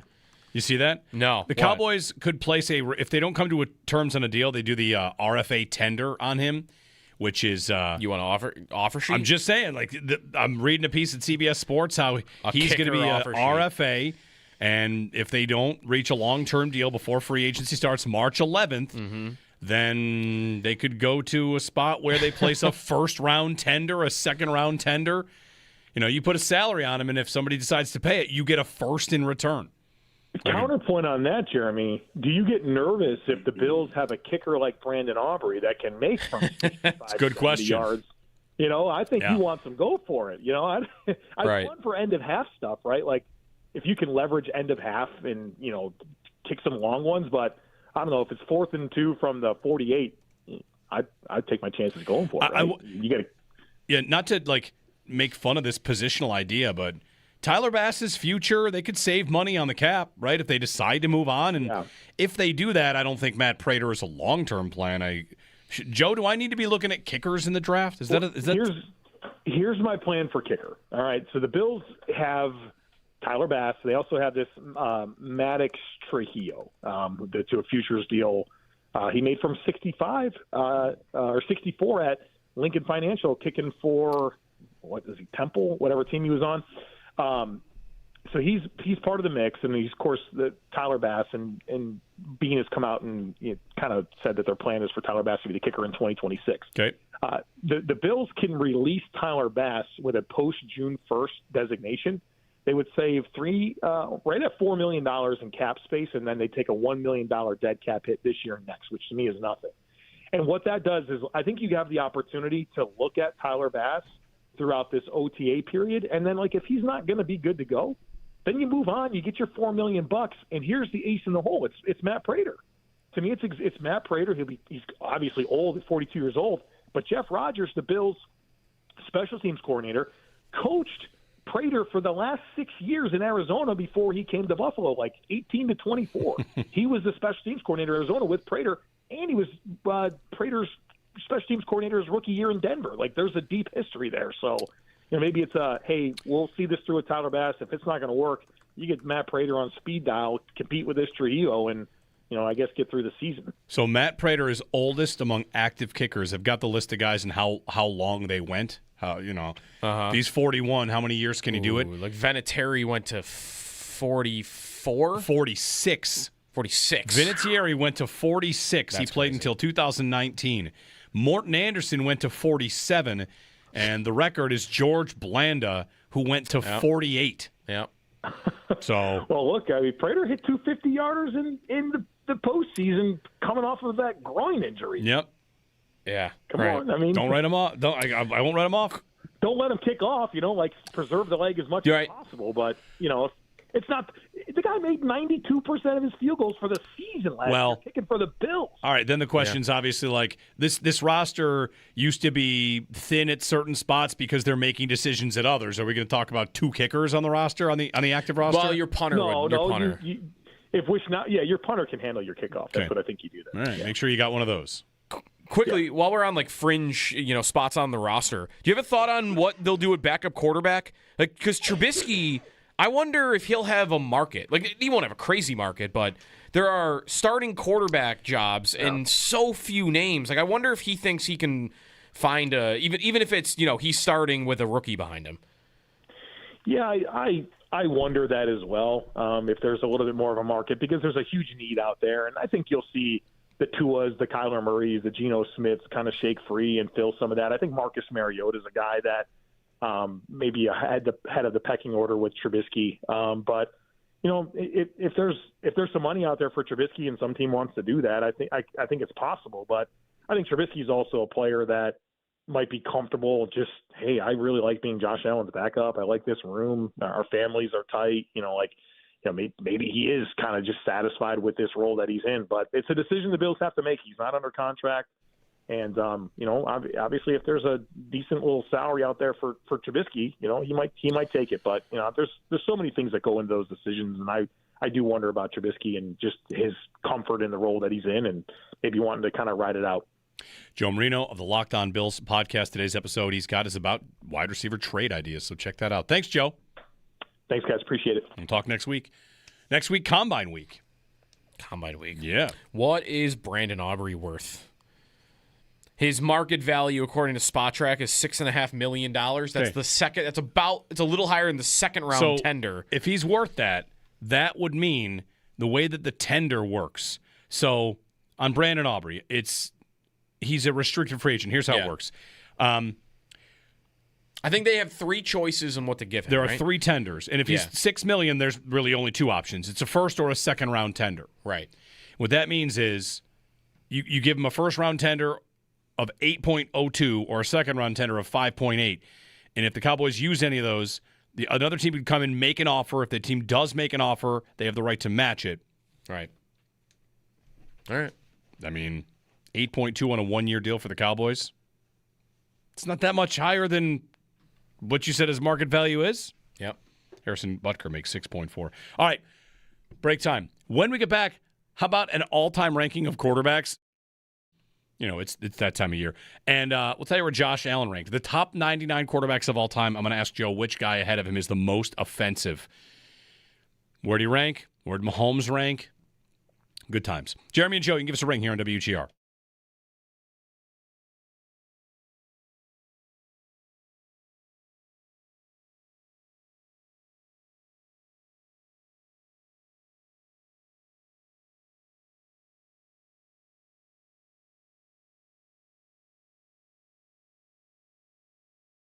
News today that Mike Evans plans to play and might also test free agency.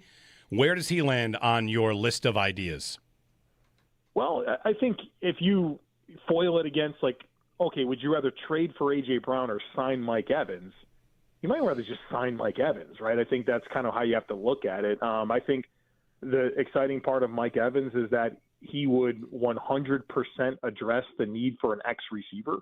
And that is a staple of a Sean Payton offense. They always have that guy, whether it's Michael Thomas or it's Marcus Colston or currently Cortland Sutton. Like, that player matters for what they want to get done. And, Keon Coleman's supposed to be that player. I'm not convinced he will be, but Mike Evans would immediately give you that piece. Now, Evans has been a good route runner and separator in his career. I do worry a little bit about his age and coming off of the injury, and that Josh Allen is not necessarily a throw guys open type quarterback, right? So it would be interesting to see how that comes together. But for that true X role and maybe getting a lot of impact for a modest deal, that could be a really good pathway to go down. I think you'd want to add a little bit more as well, whether that's a day 2 pick or another veteran along the way. But I think Mike Evans would be a heck of a place to start this conversation.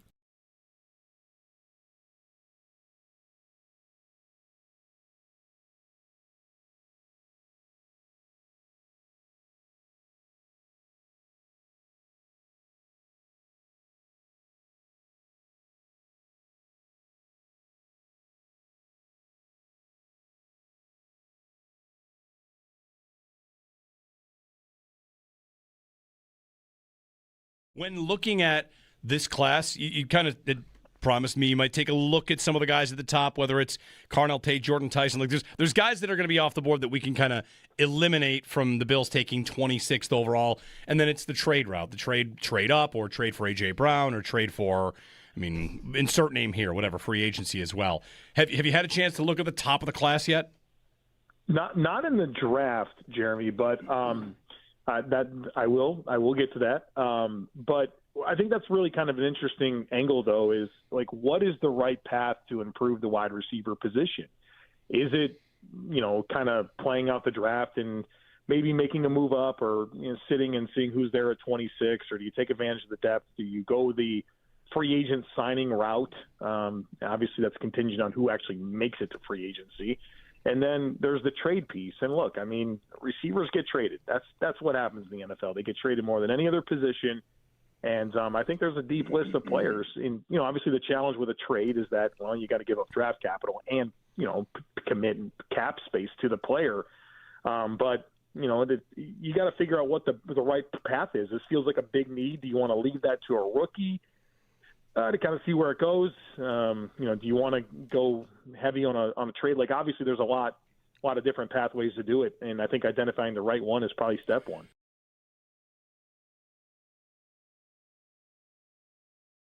So in the trade market, would you consider A.J. Brown as an idea to fit into what you just laid out? Well, I think A.J. Brown is a player that I get nervous about how he will age, and I don't know that that's this year or next, but I think that's a skill set that, you invoke names like Des Bryant or Alshon Jeffrey, and you're like, well, yeah, that's probably not a mid-30s type skill set, but he turns 29 in June. I think there's a couple of years of him still being kind of the player he's been for the last few years. But A.J. Brown is a player that I think you want to have an element of trust that he will, create leverage and catch the football. I don't think he's a clunky route runner. I don't think he's a dynamic separator. He's probably somewhere in between. But in terms of being a true X receiver and, being able to win those quick, in-breaking routes and, work back down stem and create leverage. And, of course, he's unbelievable after the catch, and he will – he's also a receiver that wins vertically with body positioning, and I think that has at times not been a good formula for Josh Allen. But you've also seen Gabe Davis as a guy that was a body position player down the field. I think it can work with A.J. Brown, and obviously it's not a huge contract to take on. I think the biggest question I have about A.J. Brown is, Philadelphia. Are they going to take a $43 million dead cap hit to move on? It's dicey there with kind of how the temperature is of that offense, especially. But, that's a tough pill for Philly to swallow, although I think a lot of people are expecting that there's a good chance A.J. Brown gets moved.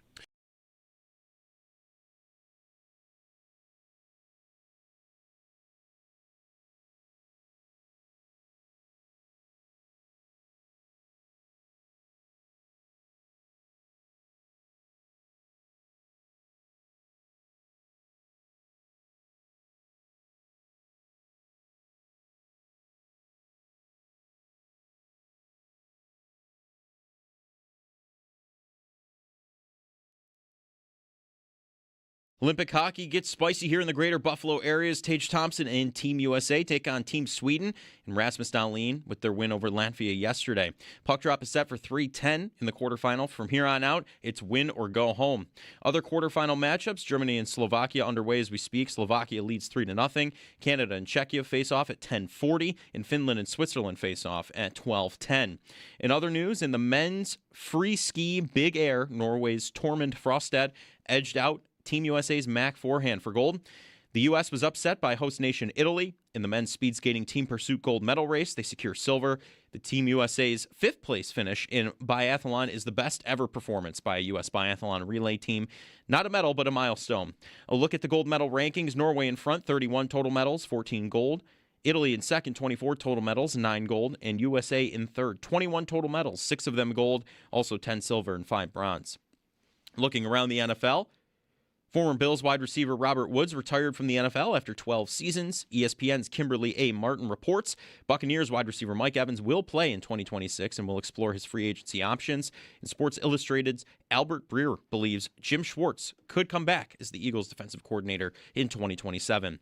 Those are your Paddock Chevrolet sports headlines. Paddock Chevrolet with you for the extra mile since 1935. I'm Joe Cali for WGR Sports Radio 550, now on 107.7 and 104.7 FM.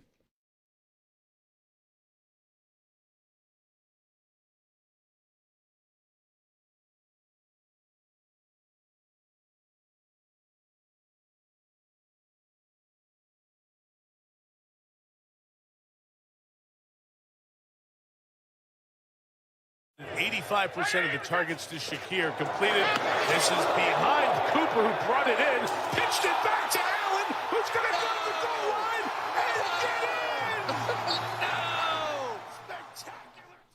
Iconic Josh Allen play. So Bleacher Report has a top 100 quarterbacks of all time list. They just posted the top. I shouldn't say top 100. It's top 99. They didn't want to rank the 100th? No, 99. It was too close. Want to fire a guess on who's 99th? I'm going to get you where the 99th quarterback of all time? Where Josh Allen ranks. And then the 99th best quarterback in NFL history is Joe Flacco. No. It is. Is it better than that? Flacco is 53rd. Wow. Come on. He's not 53rd. This will be great. No one on the list. This is like a high-low game. All right, 53rd Flacco. So you get a couple more guesses. So it's 46 quarterbacks worse than Flacco. Yes. Man. Okay. Now this is a game. Now I'm in. This is great. Another guess. Who is 46 quarterbacks I think you could get. I think you could get to number 99 in 3 guesses or less. From here. That's from here. I think you could do it. Okay.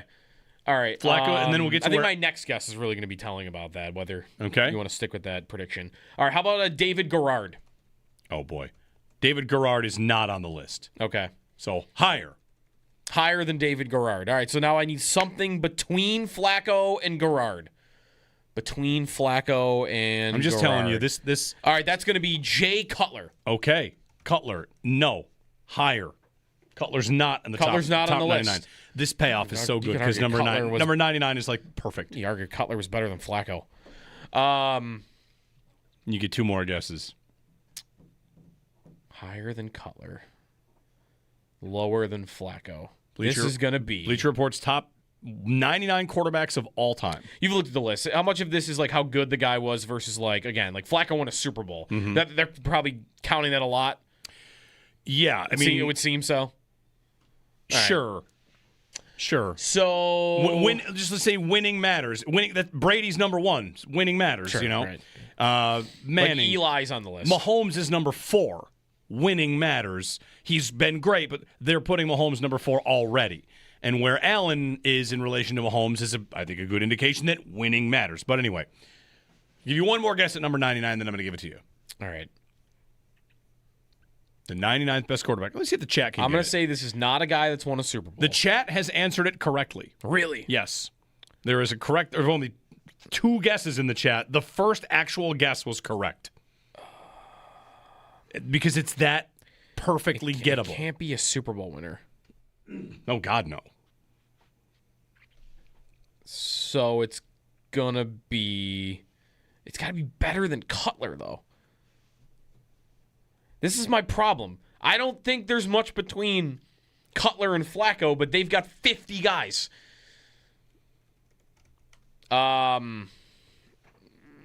Give me Kirk Cousins. Ooh, Cousins. Kirk is Cousins. 71st. Wow. So you got closer, but the answer is not Kirk Cousins. It's not. All the right. 99th best quarterback, according to Bleacher Report, is Ryan Tannehill. I feel good about my Kirk Cousins guess. I feel like I was in the same realm. It's gettable. Ryan Tannehill Ryan Tannehill, 99th. at 99. Yep. In the 90s, you got like He's Trent a top Green. 100 quarterback of all Justin time. Herbert is 93rd. Disrespectful. Should be higher. Disrespectful. Should be way higher. All right, speaking of disrespectful, you decide what the most offensive one here is. Josh Allen is 35th. I don't love that. I'm sure you don't. I'm sure people No. out there don't. I'm going to give Should be you higher. give you the names in front of him. Okay. You tell me. I mean, what do I do here? Like most offended. Yeah, I where want to you- know what the most offensive one All right. is. Bob Greasy, Should be higher. Joe Namath Should be higher. should be above Joe Namath. Yes. Phillip Rivers, 32. Higher. Okay. Sid Luckman. You have any Sid Luckman takes? Other than he owns all the Bears records, Ken Stabler. I'm not going to tell you Sid Luckman should be lower. Ken Stabler, Len Dawson. Higher. Number 28, Lamar. Whoa. Higher than Lamar. He should be higher than Lamar. He should be Okay. higher than Lamar. Move him up. Better playoffs and less injury Norm problems. Van Brocklin. I think he threw 7 touchdowns in a game. All right. Can keep him. All right. Go ahead. Sammy Baugh. Oh, Sammy Baugh. Here again, like Who are these people at Bleacher Report? They were going back and watching the tape, the Sammy Baugh tape.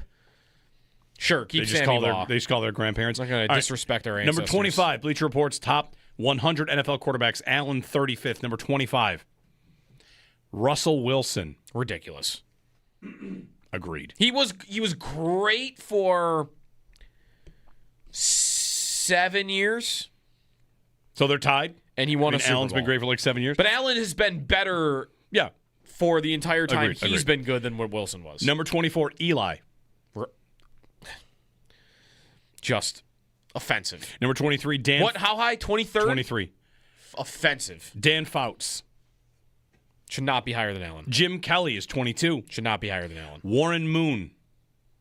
Should not be higher than Allen. Stafford, 20th. Love Stafford, but he shouldn't be higher. Here's where Joe goes. No, you know what? He's like 4th all time in passing. He's Super Bowl. Stafford. That's fine. Okay, For Stafford. right now, if he's higher than Allen. All right, so Aikman. 19th, Aikman. Troy Aikman, who had fewer touchdowns in his career than Tom Brady had in his 40s. Sure, yeah, put him on the list. Kurt Warner is 18. I put Allen higher, but I won't be mad about it. Roger Staubach. Fine. Roethlisberger is 16th. No. Bradshaw, 15th. No. Bart Starr, 14th. Maybe. Tarkenton, 13th. I can respect that because he didn't win, but he was so good. But that's the thing. If you're putting Allen 35th because he hasn't won, that's What's Tarkenton. Tarkenton? Right. Tarkenton is Allen from his era. Allen might be better. I don't Number know. 12, Otto Graham. I think he should be higher. Otto Graham should be like number 1. Otto Graham threw for like 4,000 yards when like coaches barely knew that a legal forward pass was a thing. They did not play cover 6 back then. He couldn't beat a cover 6. How good do you think his receivers he were? couldn't beat a zone His blitz. receivers were probably running like a 5.3 40. Yeah, and they were probably getting covered by, Also, he didn't throw for 4,000. He never threw for 3,000. But he did lead the league 5 years. First team All Pro 1, 2, 3, 4, 5, 6, 7 times. Here's where the Big Otto Graham. Otto Graham. His nickname is Mr. Quarterback on Pro Football Reference. I mean, he's the first one. Mr. Quarterback. He was the first one. God, number 1. They're like, what's that guy's name? I don't know, Mr. Quarterback. He's playing quarterback. He's the first guy ever to do it. Number 11, Johnny Unitas. And here are the top 10. Bleacher Report's top 10 quarterbacks of all time. Should Allen be top 10 already? You can tell me. He would have to bump somebody out of this group, including all the names we just mentioned. Yep. Marino, Steve Young. I'll fight for Steve Young every day. Allen loves Steve Young. He should. Yeah. Drew Brees, Brett Favre, Elway, Rodgers, Mahomes 4, and Mahomes is only behind Manning, Montana, and Brady. I discovered recently that I have a bit of a Montana take these days. A Joe Montana take? Yeah, I do. I do. Uh-oh. Yeah, I think What's the Joe Montana take? I'm not saying I grew up thinking Montana was the greatest ever. Okay. And I've started I think I grew up with the idea that he was number one and that's who everyone was chasing. And it's because he won all the time. They won the Super Bowl all the time, and he had the clutch comeback. He was like Brady before Brady. And I've started recently to think, how much of that was that he was in the Niners system and what they did, and not to like take it away from him. Joe Montana a system quarterback? I didn't. He's making Brock Purdy. Didn't. I'm showing awareness of my own. Was I too susceptible to the QB wins? He left. The guy that replaced him immediately became one of the best ever. Yeah. He went to Kansas City, and how was he? He was still pretty good, but he wasn't. He stopped winning on the same level. Didn't win Super Bowls. Didn't win conferences with like Brady did that. Went to another team and did win. He was 37 though in an era where 37 might as well have been 55. Right. The thing you see pictures of athletes in the 90s in their late 30s. They look like they're in they look gray, like silver hair. Brady looks like he could have got drafted yesterday. Yeah.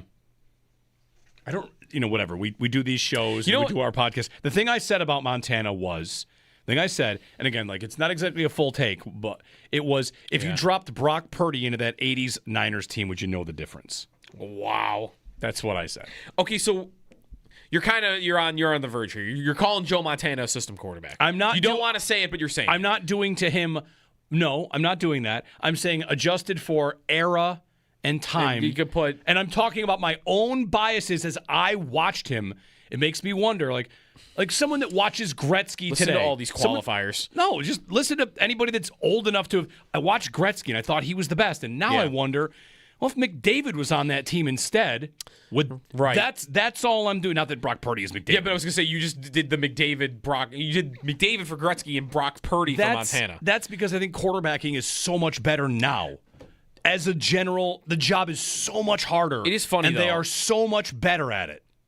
That's all. I'm sure someone also has called him a system quarterback before because of Bill Walsh in the Niners and Steve Young did after. I did not call him that for clarity. The top 4 quarterbacks there, hasn't it been said, probably wrongfully, but said about all of those top 4 guys, other than Peyton Manning? Tom Brady. Yes. It's been said over time. For sure. Oh, he was just system quarterback. Mahomes with Andy Reid. Oh, he's a system quarterback. That's right. Maybe Montana, you could say the same thing. No one would ever say that about Peyton Manning. Right? That's right. No one would ever dare say that about Peyton Manning. That's right. The guys that played with the Hall of Fame offensive minds always get a little bit of that for them. But even Brady didn't play with an offensive mind. But Brady didn't put up the huge numbers until like his second stint of greatness. Yep. Like his first Super Bowl, he threw for 140 yards. I think you could argue Allen should have been in that top 10. Put him over Montana. No, I'm kidding.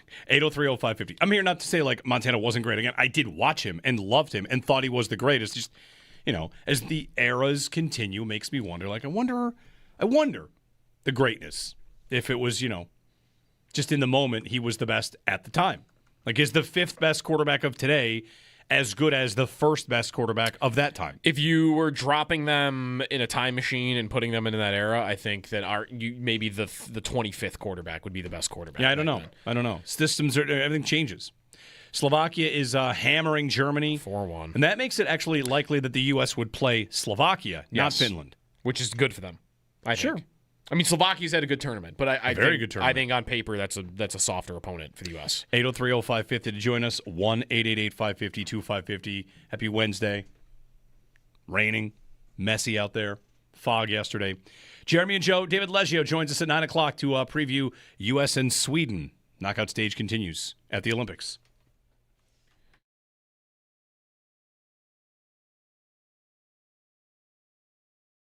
News today that Mike Evans plans to play and might also test free agency. Where does he land on your list of ideas? Well, I think if you foil it against, okay, would you rather trade for A.J. Brown or sign Mike Evans?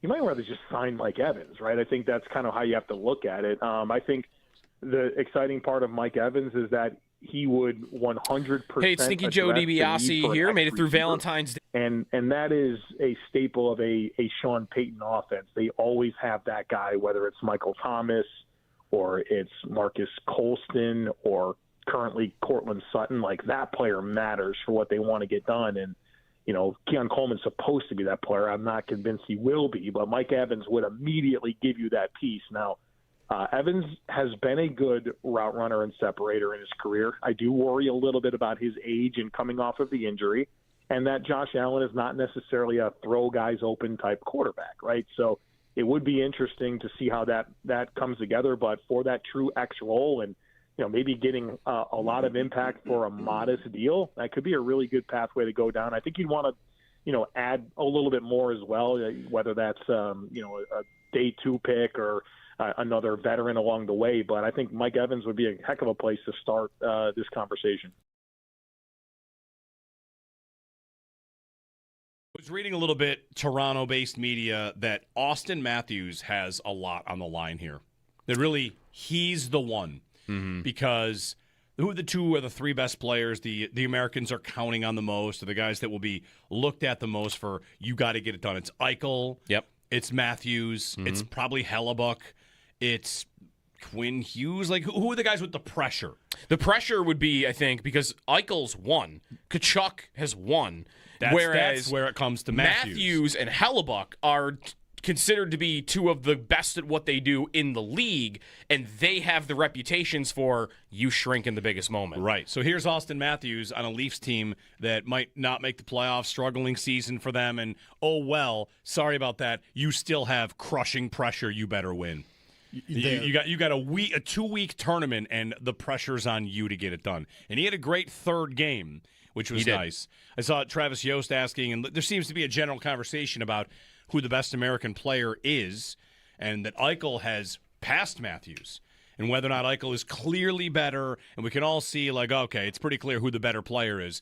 But Matthews has had a strong couple of games. He really has to win something. And by he, I mean he is a member of a team that wins something, has to win something to kind of get people off his back. So big game for Matthews on a Wednesday, on a Wednesday in February. At 3:00 in Italy. Right. Yeah. Good luck, man. I would think that McDavid has more of that than Matthews does. He's been to 2 Cup finals in the last 2 years, lost them both, and now he's in the biggest spot in the sport other than that. He scored the game-winning goal at the Four Nations, which is not a big tournament. I don't know that I want to... I think McDavid is in mostly Allen territory, which is, we know you're good enough, and it's not your fault. Right. And I don't think Matthews has that. That's fair. He's I think definitely that's fair. great. It's almost like McDavid is Allen and Matthews is Lamar. Sure. It's not just like McDavid's not winning, but he has been I almost said incredible. Florida has shut him down pretty well. Whatever. But like, He won the Conn Smythe as a loser, right? That's right, 2 years ago. Like, the general scope, for the most part, he shows up. He's still the best player on the ice. They just haven't won. Whereas, and that's Allen, right? For the most part, you can point to the Denver game if you want. But for the most part in his career, he rises to the occasion in the big game, in the playoffs, but they just don't win. Whereas Jackson has shrunk a bit, has played worse than he has in regular seasons. They've lost. That feels like Matthews more so, which is sometimes you do this disappearing act, and I don't know where you went for games 3, 4, and 5 of a playoff series.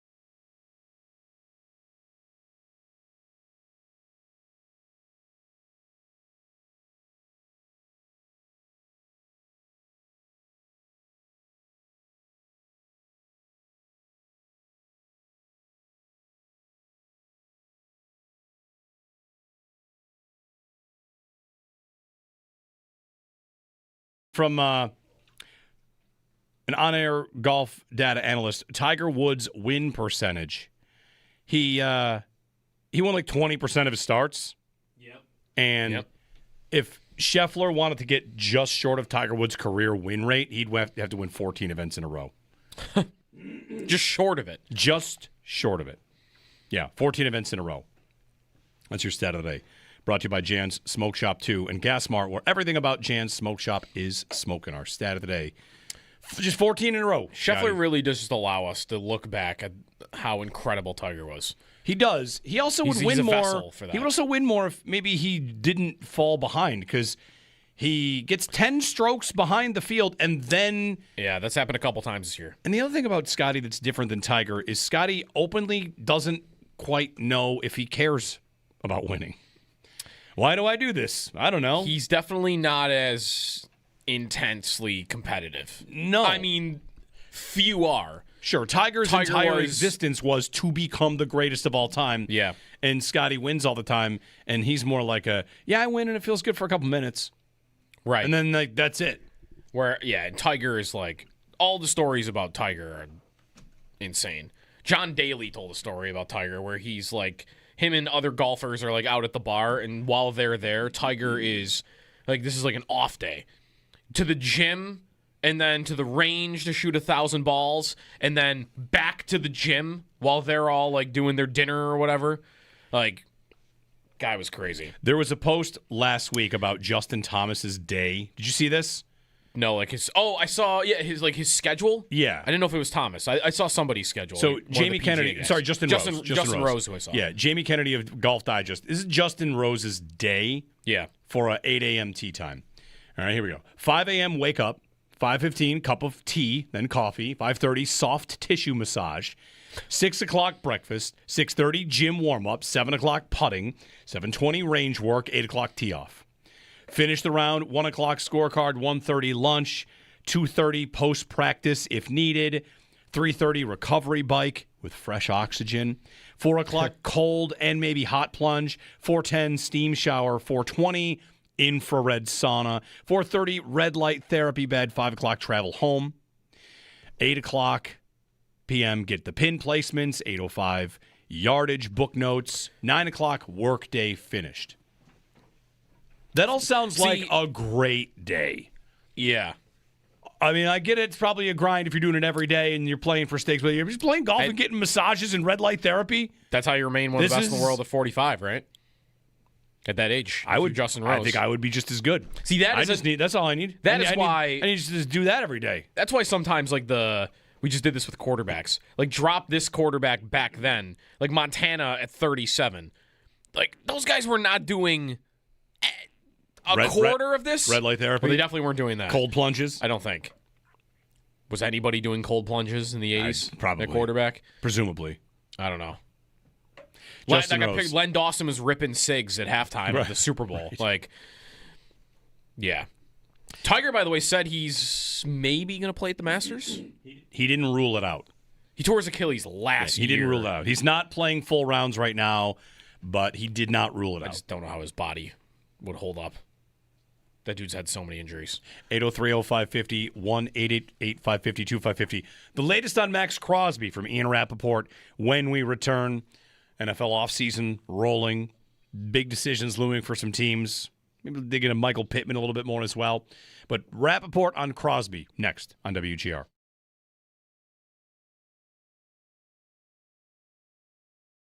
So in the trade market, would you consider A.J. Brown as an idea to fit into what you just laid out? Well, I think Jeremy A.J. White Brown here for is a player that FanDuel. I get nervous about how he will age, and I don't know that that's this year or next, but I think that's a skill set that you invoke names like Des Bryant or Alshon Jeffrey, and you're like, well, yeah, that's probably not a mid-30s type skill set, but he turns 29 in June. I think there's a couple of years of him still being kind of the player he's been for the last few years. But A.J. Brown is a player that I think you want to have an element of trust that he will, create leverage and catch the football. I don't think he's a clunky route runner. I don't think he's a dynamic separator. He's probably somewhere in between. But in terms of being a true X receiver and, being able to win those quick, in-breaking routes and work back down stem and create leverage. And of course, he's unbelievable after the catch, and he will. He's also a receiver that wins vertically with body positioning, and I think that has at times not been a good formula for Josh Allen, but you've also seen Gabe Davis as a guy that was a body position player down the field. I think it can work with A.J. Brown, and obviously it's not a huge contract to take on. I think the biggest question I have about A.J. Brown is, Philadelphia. Are they going to take a $43 million dead cap hit to move on? It's dicey there with kind of how the temperature is of that offense especially, but that's a tough pill for Philly to swallow, although I think a lot of people are expecting that there's a good chance A.J. Brown gets moved. When looking at this class, you kind of promised me you might take a look at some of the guys at the top, whether it's Carnell Tate, Jordan Tyson. Like there's guys that are going to be off the board that we can kind of eliminate from the Bills taking 26th overall, and then it's the trade route, the trade up or trade for A.J. Brown or trade for – insert name here, whatever, free agency as well. Have you had a chance to look at the top of the class yet? Not in the draft, Jeremy, but that I will get to that. But I think that's really kind of an interesting angle, though, is like, what is the right path to improve the wide receiver position? Is it, kind of playing out the draft and maybe making a move up, or sitting and seeing who's there at 26, or do you take advantage of the depth? Do you go the free agent signing route? Obviously, that's contingent on who actually makes it to free agency. And then there's the trade piece. And look, receivers get traded. That's what happens in the NFL. They get traded more than any other position. And I think there's a deep list of players. And obviously, the challenge with a trade is that, well, you got to give up draft capital and commit cap space to the player. But you got to figure out what the right path is. This feels like a big need. Do you want to leave that to a rookie to kind of see where it goes? Do you want to go heavy on a trade? Like, obviously, there's a lot of different pathways to do it, and I think identifying the right one is probably step one.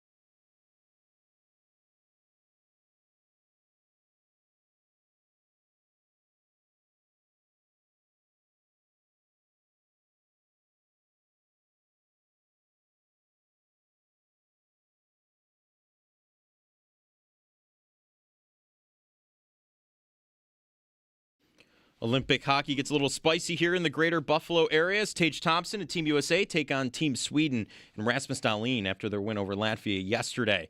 Puck drop set for 3:10 in the quarterfinal, and from here on out, it's win or go home. Other quarterfinal matchups, Germany and Slovakia underway as we speak. Slovakia leads 4-1. Canada and Czechia face off at 10:40. And Finland and Switzerland face off at 12:10. In other news, in the men's free ski big air, Norway's Tormund Frostad edged out Team USA's Mac Forehand for gold. The U.S. was upset by host nation Italy in the men's speed skating team pursuit gold medal race. They secure silver. And Team USA's fifth-place finish in biathlon is the best ever performance by a U.S. biathlon relay team. Not a medal, but a milestone. A look at the gold medal rankings. Norway in front, 31 total medals, 14 gold. Italy in second, 24 total medals, 9 gold. USA in third, 21 total medals, 6 gold, 10 silver, and 5 bronze. Looking around the NFL, former Bills wide receiver Robert Woods retires from the NFL after 12 seasons, signed a one-day contract with the Rams. ESPN's Kimberly A. Martin reports Buccaneers wide receiver Mike Evans will play in 2026, and he'll explore his free agency options. And Sports Illustrated's Albert Breer believes Jim Schwartz could come back as the Eagles' defensive coordinator in 2027. That's your Paddock Chevrolet Sports Update. Paddock Chevrolet with you for the extra mile since 1935.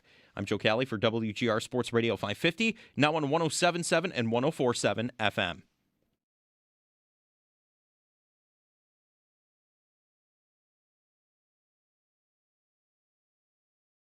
Money solves a lot of things. I'm not naive, okay? Right.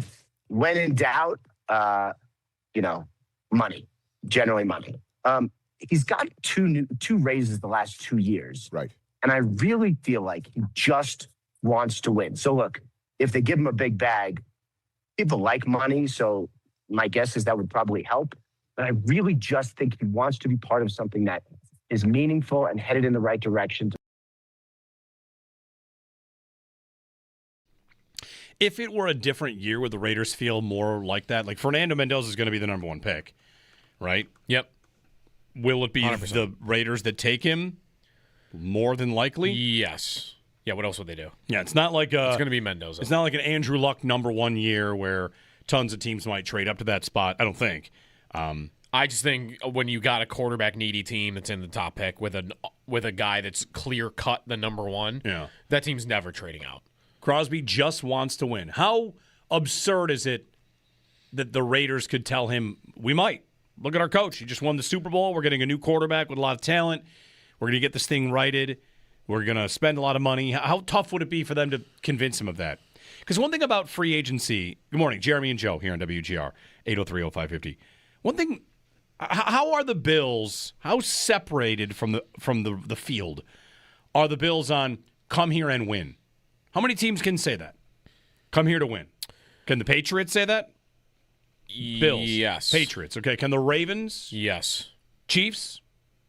Yes. Of course, right? Chiefs Yeah. can. Can the Bengals say that? No. They can't?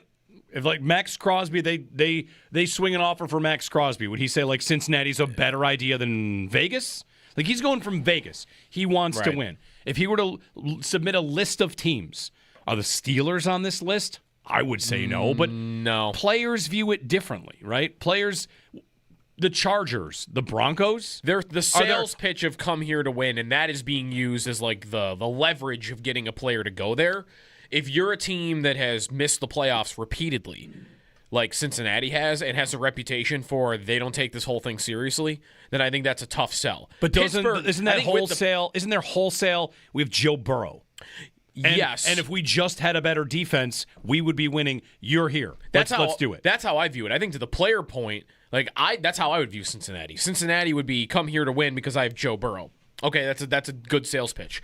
Players talk to other players around the league. If Max Crosby calls a couple of guys he knows that played for the Bengals, what are they going to tell him? Right. Like the team doesn't take anything seriously. What's Pittsburgh? Pittsburgh I look at as a joke because they don't have a quarterback and they just hired Mike McCarthy. But they always win games. And they're a They finish reputable over 500. franchise, and what would someone tell him about what it's like to be in Pittsburgh? I guess what I'm getting is like, how many teams can feasibly be on a player's list of, I feel good about going here because I want to win? Is it 16? The list is not short. But is Jacksonville on the list? If your priority is Houston on the list? Is the Rams? Yes. Seattle? Yes. San Francisco? Yes. Philly? Is Washington on the list? You're coming from the Raiders. How many teams are there? 20? I mean, every team, arguably, other than maybe like a couple, the Jets, the Dolphins, and the Browns, are probably better ideas than what you had. Sure. But if the Colts if might your be priority tough. is like winning, like winning big, winning the Super Bowl, like going to win the Lombardi Trophy, then there are going to be tiers to that. Where I think the Bills and Baltimore and New England are going to be a lot more sellable for that than if you go to, one of those teams that you just mentioned that are like Pittsburgh. Pittsburgh might be, in terms of winning, that's an improvement on where you were. Like, come here and be on a good team. But if it's not just a good team for you and it's, no, I want a chance to win the Super Bowl, Right. then It's different. The Bills are going to be at the top of that list. Or they'll be one of the teams. They'll be tier one. Yeah, tier one. Tier one. And someone could think it's number one. Von Miller, once upon a time, thought it was number one. Sure. For that. What's tier one? Tier one is, you want to go Bills? Sure. Bills and Ravens. Bills, Ravens. Jaguars, tier one? No. Not tier one. Not if I'm, player in the league, I don't think is thinking that. Well, I don't know. I don't know. Like, for a Max Crosby, is there really any difference? Maybe, Between maybe the Bills not. and the Jaguars? Yeah. Yes, I do. I think Allen does a lot of the heavy lifting on that. I think the organization also has one more than Jacksonville has. Jacksonville did it for 1 year, and that's going to help them. But the Bills have been knocking on the door year after year after year, and I think that helps more than Jacksonville, who just showed up. Now, maybe it doesn't help as much as New England, who actually figured out a way to make it to the Super Bowl. I might have been lucky, but still. And Vrabel, I think the coach might matter to this too. Like, if you're Max Crosby, who I think is on the record, he's maybe not on the record. It was reported by Diana Rossini that he has said he wants to play that for he Vrabel. wants to play for Mike Vrabel. He once said that he'd like to play for Vrabel. You have a head coach right now that I don't think is doing that for star players around the league, right? Like, your Super Bowl winning coaches will do that. Like, maybe Harbaugh attracts some people in that way in New York. Vrabel hasn't won the Super Bowl, but he is going to do that for New England. I don't think the coach makes that list for a Max Crosby or somebody you're trying to attract in that way, especially a defensive player. If we are looking at this, we talked to Joe Marino at 7 o'clock. He points out, like, receivers get traded, and that's right, they do. How often do defensive ends? How often does the Crosby get traded? Hendrickson never did. Never did. Garrett never did. Nope. Who else did we talk Khalil about? Mack did once. Uh-huh. That was a long time ago, and that was 2 first-round picks, wasn't it? Mm-hmm. How often does this player actually move? This player in the wide receiver conversation, like A.J. Brown, would you be more or less surprised? Like, who's more likely to move, I guess the way I should say it? Crosby or A.J. Brown? Don't you feel like A.J. Brown's more likely to move? I don't know what to do with Brown and the cap stuff that Philly's got with him. Then make it Brian Thomas Jr. And make it just the same receiver versus the same defensive end. Not that Brian Thomas Jr. No, is you're the right. same. I mean, but you're right. The receiver is more often being traded. Tyreek Hill moved. Tyreek Hill is the Myles Garrett trade. It did happen. Right. And Garrett didn't move. And like hearing Rappaport there say he just wants to win. How much of that is the agent saying, let's make sure we get out there how badly he wants to win? Yeah. And then when he gets, like an additional $30 million thrown towards him, that everybody knows, sure, he took this, but he really badly wants to win. Right. Crosby, he went off at the Super Bowl and talked about how he doesn't care what anybody thinks. He said it again and again. I don't care what anybody thinks. I want to win. I work hard. He's at the Raiders facility every day, early, working out. I just feel like if that were going to be fractured, you wouldn't be there. Like Hendrickson, remember he drove states away from He did. Cincinnati. He tweeted a picture from Florida, from his truck, like, hey, look, I'm not in Cincinnati. He did try to get out, and he couldn't get out. And if that guy couldn't get out, I'm starting to fade the idea that Crosby will get traded, which means he'll be traded at 10:01 today. Right. There is one other example of it happening, by the way. Guy getting traded? You got to go back to Khalil Mack, really, for the last big one, other than... Brian Burns got traded. Okay, that's another one. I was thinking of Micah Parsons. Micah Parsons got traded. Micah Parsons got traded. Of course, yeah, that's right. But there aren't a long list. Vaughn got traded, but that's a deadline move, right? Bradley Chubb got traded, but he is not the level of pass rusher that we're talking about here. He might be. He went for a first. Yeah, he might be Crosby. Crosby's not going for 2 firsts. But yeah, Khalil Mack went for 2 firsts, a third, and a sixth. Yeah, that's not. I'm not doing that. Parsons went for, was that 2 firsts also? And a player. And a player. But that's not Crosby. Crosby's great, but he's not 2 firsts. No, I don't think so either. He actually probably would be closer to the Bradley Chubb package, which was a first-round pick and a throw-in player. That probably is closer to what it would be. So I don't know. I still think he is likely to be moved, but I guess it doesn't have to happen. I think if he does legitimately care about winning, sure, they're getting Mendoza and Tom Brady's there, although that might even not be the best for him. There was a report that him and Brady, wasn't there a report that he said something to Brady like, I'm never playing here again? There was that report. So I don't know if that even helps. The report was at sportsboom.com, which I'd never heard of until I saw that report. Yeah, I don't know. Like, how much heavy lifting does Mendoza do for them? Like, I want to win. I'm 30. We got the first overall pick. All right.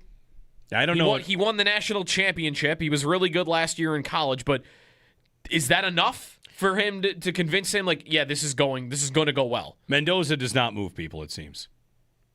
It just, people don't, right. They don't see it the same way as previous number ones. Mendoza might be a lot like Cam Ward, where it was like, all right, like, okay, this guy should go first. How do you feel about him? Like, right. There's ability, but I don't know. Right. It depends how much these guys really care about it. Last year, Garrett was said to care about it, and then he didn't want to make it too ugly, and he ended up caving and signing the deal with Cleveland. And if the Raiders come at him and say, see, that might be the one thing that changes, though. Garrett was due for a pay raise, right? Like, he's the best player in the sport. He was making... The cap had exploded. Cap had gone up. And Crosby has just recently got extensions and raises. That is maybe what is different here. Is Garrett, it was sellable, the idea that, well, this could end up resulting in pay raise being about money. And it kind of did.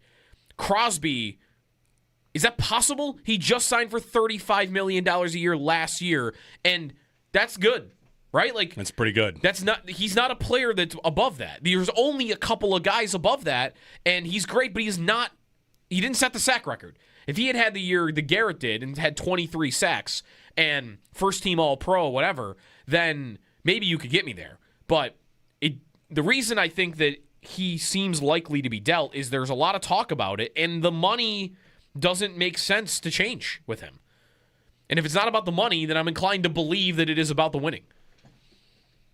803-0550 if you want to chime in on this, and 1-888-550-2550. There was a report about Hendrickson yesterday, by the way. Did you see it? That the Bengals are monitoring what other teams are going to be willing to offer him, and that they were considering the tag option, and that they are considering making him another monster offer to keep him to stay there. I mean, I don't think that one stays. He can walk for nothing, and he's been trying to get out for 3 years. I don't know if there's anything they could do. And I think I still like him as an idea better than Crosby. Pays the same, no trade assets. I can have Hendrickson and Omar Cooper, or I could just have Max Crosby. Give me Hendrickson and Omar Cooper. Because you don't have to trade anything. Right. Yeah. I mean, it makes sense, but I just feel like I want to know prices. It's almost time to start to hear, and Jay Glazer said about Crosby, bigger than Parsons. Like, please. It's not 2 firsts in a player. No. It's not 2 firsts in a player. That's crazy. No way. He said that? He did. That's ridiculous. In the initial report, when he said 20 teams called and the price can be, more than Micah. Like, I don't think so. Not at all. Green Bay paid that price and then gave him a big, huge extension. I think it hurt, which is unfortunate. Yep. Need a good rumor. Mike Evans is a good rumor that he's going to test free agency. It's just so hard to buy. It really is tough to buy. He's been there forever. He's going to spend his last year or two somewhere else. The Bucs are competitive. If the Bucs were Miami, I would believe it. If the Bucs were the Jets, I would believe it. Time to go. Time to have a nice finish to your career. Take one more run at the title. See what you can do. The Bucs should be competitive. The only way I could buy it is if the Bucs are telling him your role is going to be depleted here. Because they have Egbuka and Jalen McMillan and Godwin. Like, if he thinks I could go somewhere else and win and make... What is his deal? What's his next deal? The max value. Could he make $30 million somewhere on another team? Because I don't think that's ludicrous. And some other team, he could say, maybe 30 is ludicrous, maybe like 25, that another team is going to value me in that way because they're going to use me. Like, imagine he signs with the Bills. What's his role? He's the big X receiver. He's getting a ton of targets. He's getting touchdowns. He's on the field all the time. Like, you're either a number one receiver. I mean, he's your number one receiver. You sign with the Buffalo Bills, you're the number one receiver. If you sign with a couple of other teams, maybe Baltimore would be something similar. Like, you're going to get fed here, and we're going to use you in that way. And if Tampa is telling him, well, here's the thing. We'd love to have you back, but Igbuka is going to be our number one receiver. This is the guy we're going to run the offense through. And Godwin, we already paid. He's got a role. He's going to have a lot to do with it. So we'll have you back, but we don't value you in the same way those other teams are because that role, we don't need you for that role anymore. Whereas if teams like the Bills and others are saying, we value you as that player, number one receiver, you're going to come right in and be the top guy, then that could force him out. Is not just Tampa or, the idea of staying there for life. It's, well, I could stay in Tampa and be a role player, or I could go somewhere else and still be a $25 million receiver for them. This is like, to me, Darius Slay on a level. Mike Evans is going to move for a year. Or 3. I guess. Sign him for 3. 3 years? Yeah, sign him for 3 years. Man, I've loved Mike Evans for a long time. 3 years would be scary. The 3-year deals, they're really, what are they? They're the ones you can get out of after 2. Yeah, and sit there with dead cap and void years like Joey Bosa's got $7 million on your cap this year. It would take him to 35 years old. 35-year-old 30, wide receivers. you get him for 32, 33, and 34. Do it. 20, and you don't have to spend $40 million on him. What do you think it is? 18? 20? 25. Oof. $25 million. More than Alec Pierce. I mean, I find it a little scary. That's about what Diggs got last year, right? Yeah. 3 years, $23 million. He's getting suspended, but they're going to get out of that after 1 year. They could have got out of it after 2 if he hadn't, had the legal trouble. Right. So, yeah, I think the 3-year deal is really usually more like a 2, and it's a multi-year commitment, sure. But, again, he's going to come to your team and be your top guy. If you're the Bills, specifically. Not every team that'd be true. But if I'm Green Bay, I'm going to sign him, and he's probably going to lead my team in targets immediately. There are a lot of teams I think that would be true of. Tampa, I'm not sure that's true. And that could cause them to offer less to him than what other teams would. A week from tomorrow is the Combine. Things get started, the actual Combine, the 23rd. Meetings and all that. The daily schedule of on-field workouts. Workouts start on Thursday of next week. Measurements, measuring guys' arms. Yesterday, I had a conversation yesterday about Ruben Bain and how his arm measurement at the Combine is going to be a big deal. Yes. The other guy to watch, historically short arms. The other guy to watch is the 40 is funny because the 40 has evolved now based on history. All right, here comes so-and-so. He's going to run as fast as possible, but not too fast. If you run too fast, people now think you stink. Right. You're too fast to be good. If Brennan Thompson breaks Xavier Worthy's 40 time, that will be bad. Don't do that. Run like a 4.29 or a 4.33. Blazing speed, but not too fast. Too fast is bad. Because we don't want track stars, we want football players, right? Will that change? Pretty much. There's a question. Will that change with the Bills? They bring in these track stars for every single draft. They're always flirting with the guys that are the track stars, and they don't draft them. Maybe that changed with Joe Brady. I hope so, but it's the same people. True. And their instincts have always been, this guy ran a 4.6. Good. He's going to fall to us. I know. And that causes them to have the slowest receiving core in the league over multiple seasons. They never have the speed element. They've always needed the speed element since they signed John Brown. They haven't had it. And I guess they could suddenly flip a switch and think differently on that, but every time they're asked a question about adding speed to the offense, they answer it, Bean specifically, the same way. Is speed's nice to have, but you need the guy to be a good football player. And that mentality will always cause another team to get the speed in front of you. Because other teams are going to treat it as, I'm going to take the fast guy and make him into a good football player. And sure, it doesn't always work. No, it doesn't. In fact, it fails a lot. But that mentality is always going to cause the other team to get the speed guy before you do. Right. Instead of you I'm going to take the guy that plays faster than his number. Right. Gauntlet drills. I don't want to hear about gauntlet drills this year. 40 times. 803-0550. This Germany-Slovakia game will not end.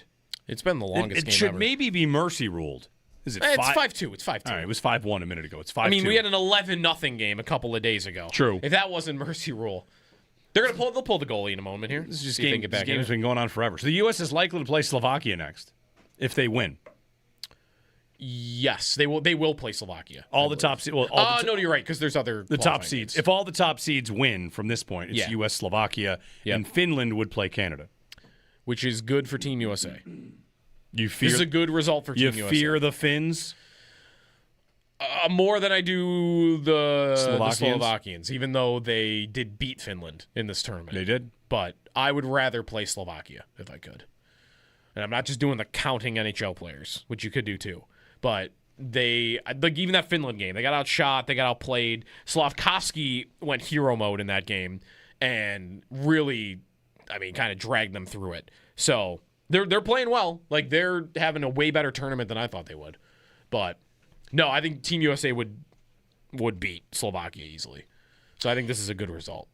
Are you ready for the intensity of the Sabres schedule when it returns a week from tonight? Isn't it a bunch of games right away? I don't just mean that.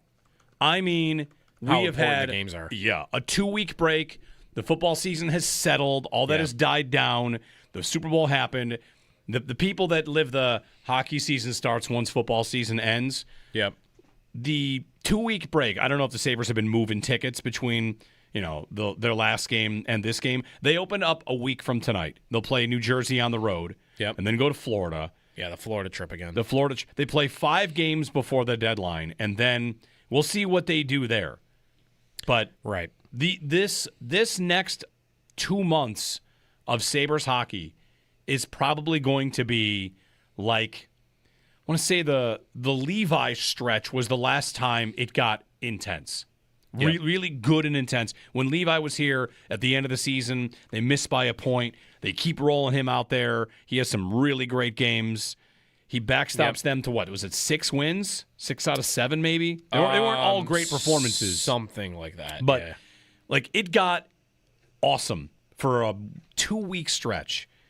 And we are about to just launch into games every other night with playoff feels. Yeah. A week from tonight, 25th, 27th, 28th, they play.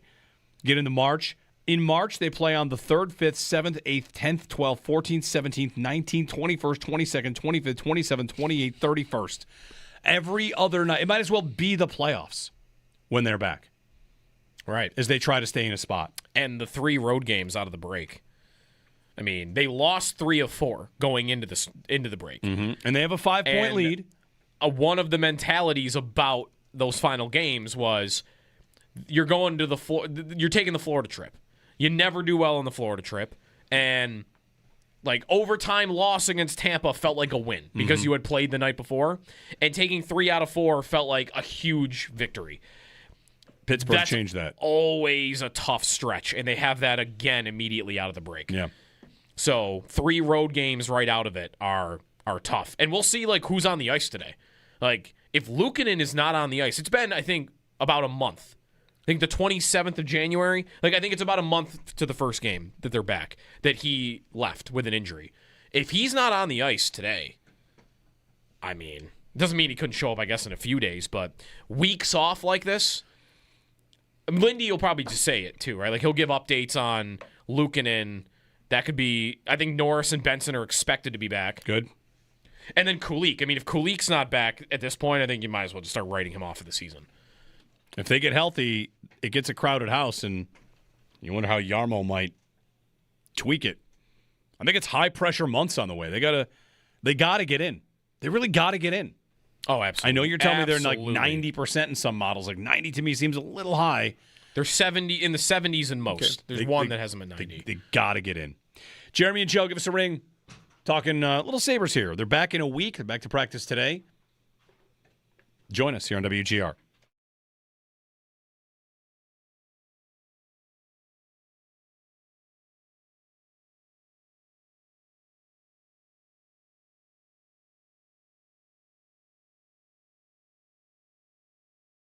When looking at this class, you kind of promised me you might take a look at some of the guys at the top, whether it's Carnell Tate, Jordan Tyson. Like there's guys that are going to be off the board that we can kind of eliminate from the Bills taking 26th overall, and then it's the trade route, the trade up or trade for A.J. Brown or trade for, I mean, insert name here, whatever, free agency as well. Have you had a chance to look at the top of the class yet? Not in the draft, Jeremy, but that I will get to that. But I think that's really kind of an interesting angle, though, is like, what is the right path to improve the wide receiver position? Is it, kind of playing out the draft and maybe making a move up, or sitting and seeing who's there at 26, or do you take advantage of the depth? Do you go the free agent signing route? Obviously, that's contingent on who actually makes it to free agency. And then there's the trade piece. And look, I mean, receivers get traded. That's what happens in the NFL. They get traded more than any other position. And I think there's a deep list of players. Obviously the challenge with a trade is that, well, you got to give up draft capital and, commit cap space to the player. But, you got to figure out what the right path is. This feels like a big need. Do you want to leave that to a rookie to kind of see where it goes? Do you want to go heavy on a trade? Like, obviously there's a lot of different pathways to do it. And I think identifying the right one is probably step one.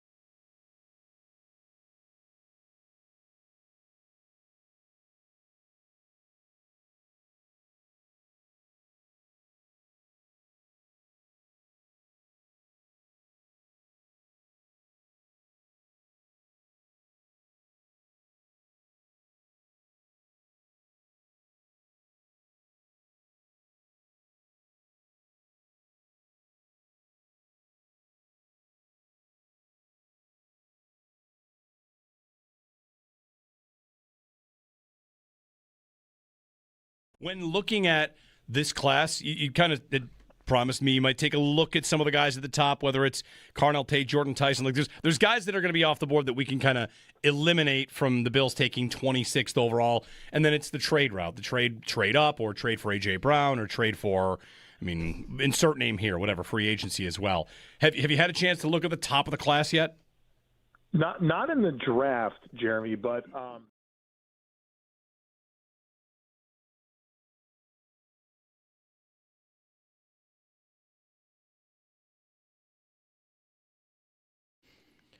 Olympic hockey gets a little spicy here in the greater Buffalo area as Tage Thompson and Team USA take on Team Sweden and Rasmus Dahlin after their win over Latvia yesterday. Puck drop set for 3:10 for the quarterfinal matchup. From here on out, it's win or go home.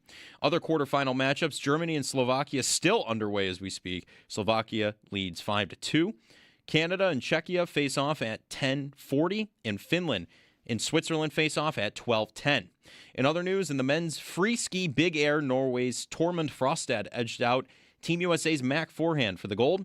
The U.S. was upset by host nation Italy in men's speed skating team pursuit, their gold medal race, so they secured silver. And Team USA's fifth place finish in biathlon is the best ever performance by a U.S. biathlon relay team. Not a medal, but a milestone. A look to the gold medal rankings now. Norway in front still, 31 total medals, 14 gold. Italy in second, 24 total medals, 9 gold. U.S. in third, 21 total medals, 6 gold. Around the NFL, former Bills wide receiver Robert Woods retired from the NFL after 12 seasons. He signed a one-day contract with the Rams. ESPN's Kimberly A. Martin reports Buccaneers wide receiver Mike Evans will play in 2026 and will explore his free agency options. Sports Illustrated's Albert Breer believes Jim Schwartz could come back as the Eagles' defensive coordinator in 2027. Those are your Paddock Chevrolet sports headlines. Paddock Chevrolet with you for the extra mile since 1935. I'm Joe Cali for WGR Sports Radio 550, now on 107.7 and 104.7 FM.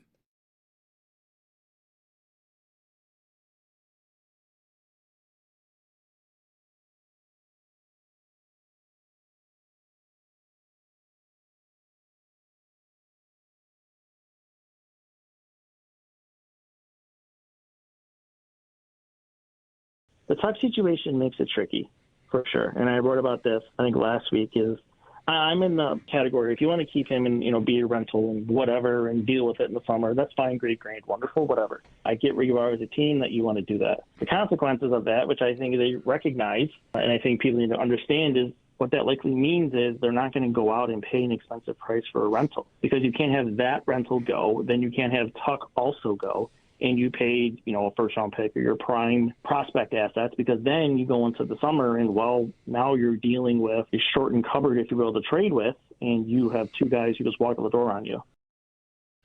Chad D. Diminishes there on the Alex Tuck situation. I agree. Chad of Expected Buffalo. The idea there is that going out and getting a rental, paying assets, and then having two guys walk. Yeah. When you could instead not have played the rental and instead trade a Tuck. You're double assetting there. Listen to I would tend to agree that you probably won't get an expensive rental. I wouldn't expect an expensive rental anyway. Yeah, I was going to say, really, since Panarin stopped being an idea, I don't know that there's been a rental idea that I've seen. He wasn't even expensive, by the way, for the Kings. No, he wasn't. He wasn't expensive. I haven't seen, and he signed right away. I haven't seen a rental idea anywhere that is expensive. What's the expensive rental idea? The expensive ideas are the ones, and these are the ones that we've talked about, and others, are the guys that are going to be here for 5 more years, like Robert Thomas or Jordan Kyrou. If you're spending a first-round pick and one of your best prospects, that's the trade you're making. And I think that's the trade you were always making. Mm-hmm. I don't know what rental costs a first-round pick that's available at this deadline. I haven't seen that name. No, I don't know. Maybe there's one out there. 803-0550. Quickly on the Sabres, mentioned a few things there. They're back to practice today. Tage and Dahlin will play against one another at 3 o'clock today. Team USA against Team Sweden. Excited for that. Canada plays at 10:40, and Slovakia is about 2 minutes away from knocking off Germany. They're up 6-2 in the third period. Slovakia wins, and all the other top seeds win. It would be the U.S. and Slovakia in the semifinal. Steve in Texas joins us on the Western Hotline. Steve, good morning. Hey, guys. I wanted to have an adult conversation about trading 3 first-round picks for Jefferson and just kind of not look at the first-round pick like I'm playing around at Augusta, because everybody talks about how coveted it is. And from where the Bills pick, it's around at Brookfield. It's really a second-rounder. You're trading 3 second-rounders. And if I look at all the guys that Buffalo always gets with the first-round pick, or their, quote, first-round pick in the draft, would I have traded those past 3 players for Justin Jefferson? Would I trade Kyler Elam and the other, 2 of the other guys, and Coleman, and then somebody else, or Edmonds, for Jefferson, this team is the guy that makes that catch, that Cooks lets the other guy come down with because he can't get his hands on the ball. Like, we're that player. Like, that is the player we need. We're going to get the best 3 years of Jefferson and the best, the prime of Allen together. I mean, I don't need the big fancy mystery box. Bean does a great job in the 3rd, 4th, 5th round. He finds all these guys. Just get the sure thing. If they'll take three first rounders, go for it. I mean, that's a Hall of Fame player. You're probably not going to get a Hall of Fame player with your first 3 rounders. So, well, to that point, Steve, I haven't done this before. I just decided to do this right now. The Bills are selecting 26th overall, right? Yes. And you probably shouldn't do it this way, but I'll do it this way for a moment. In franchise history, you give me the number. You want to go 20s, 24, 26?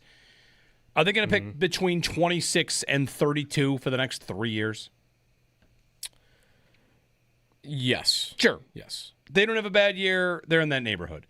Could they get a great player? Yeah. Who's the best player they've ever drafted between 26 and 32? Tre'Davious White? Yes. Although that was Sean McDermott. That's right. That did that. But the best player, Paul Warfield, 1964. Okay. Was 28th overall. Okay. Like, you probably shouldn't do it this way because there would be great players that have been drafted in that neighborhood, right? Yeah. Between 26 and 32. And, of course, like, it doesn't cut off at 32. There could be great players drafted at 37 that you take 25th, 26th. I don't know that it's good. Listen, you don't have to convince me to trade up. I'm very interested in trading up and pushing in a little bit here, trading for established players, trading for higher prospects. I think that there is actually a little bit of an untapped market to do it for the better teams. I don't think every team should be viewed in the same prism, and I don't subscribe to always trade down. I think that's a umbrella term that's used that doesn't hold up to a little bit of scrutiny. I know why you do it, but I don't think it holds up perfectly. So that said, like, I don't know that just saying, well, I haven't had really good players with my late first-round picks, so I don't need those picks. In fact, I would say I know that is not exactly a good way to do it. I would agree with that. I mean, this Bills team has Tre'Davious White, Greg Rousseau, Max Hairston. Yeah. Dalton Kincaid is 25th overall. Yeah, and these are all good players. Coleman is 33. That's tougher. Zay Jones, 37. Cody Ford, 38. Yep. Kyrie Elam, 23, if you want to go a little higher on that. I mean, I got John Fina at 27. That's a good player. You got for a long time at 27. I've got John McCargo and Eric Flowers in this mix. I got Henry Jones, who was good. Joe DeLamielleure, I got him. He's 26th overall. Like, there are good players in this range. Right? Eric Wood, 28th. That's a good player. Mm-hmm. So just because your run of picks in these spots in the last couple of years maybe has left you meh, doesn't mean you should always assume that. Well, right. Do we think they have some flaw in the way they draft that will prevent them from ever getting a star player at the end of the first round? Because they do go there. No. TJ Watt was an end of the first round pick, right? Like, guys like that do go there, and the Bills haven't. If you're getting a star player 28th, how much of that is just a kind of dumb luck? No, I know. Like, is it dumb luck, or do we believe that something? We talked about the speed with offense and how they approach the 40 time. Like, is there something in their process that makes it harder for them to get that level of player? Like, do people believe that? Because otherwise, it's luck. Is it luck, or is it Bean has a way of drafting that it's maybe more about the solid players that have higher floors and not the highest ceilings? Do we believe that about them? Because I'm not sure I've really thought of it that way. There have been some picks over time. Like, the last time, though, I really remember thinking this way was Basham and Epinesa. And those were 2 different picks in 2 different years. But I remember both of those guys being described as, these guys are never going to be all-world players. Just they don't have that capability. It's the kind of defensive end the Bills liked. Yep, it was the kind of one they liked, and it was the kind that were described as, this guy's going to be a solid NFL player, which, by the way, was not true of Basham, which is funny. No. They're like, oh, this guy's got a high floor. And those were just 2 of those picks. Landon Jackson was described that way last year as well. Now, he fell. So if he had gone in the first round and you picked him with that, then it'd be different. But that was the same thing. This guy's never going to be a superstar player, but he's got a high floor. Do they have a flaw of picking guys like that? I wouldn't go that far as to say it. And because otherwise I would just chalk it up to mostly luck. But how do you play your luck? Get up higher in the draft and get a better lottery ticket than the one that you keep playing and missing on. I don't know if there's some flaw about like going for floors, because the number of times that a player probably had that scouting report and then was just amazing. Like, I'm not really going to be a star. He's got a high floor, and then he's a Hall of Famer. Uh-huh. I'm sure that's happened too. Some of these scouting reports are, I don't know, it's inexact. I fully understand that. 803-0550 and 1-888-550. Thanks for the phone call. 3 firsts. Three firsts. Trade 5. That proposal's going out. Minnesota wouldn't say yes to that. I got to know which team it is. Which team is the one that says, let's push it for 5 years in the future? Because that proposal is coming. An NFL team is saying, why don't we push future assets that we are allowed to trade 5 years in the future, not just 3? I would bet Philadelphia is that team. Just if I had to guess. That might be right.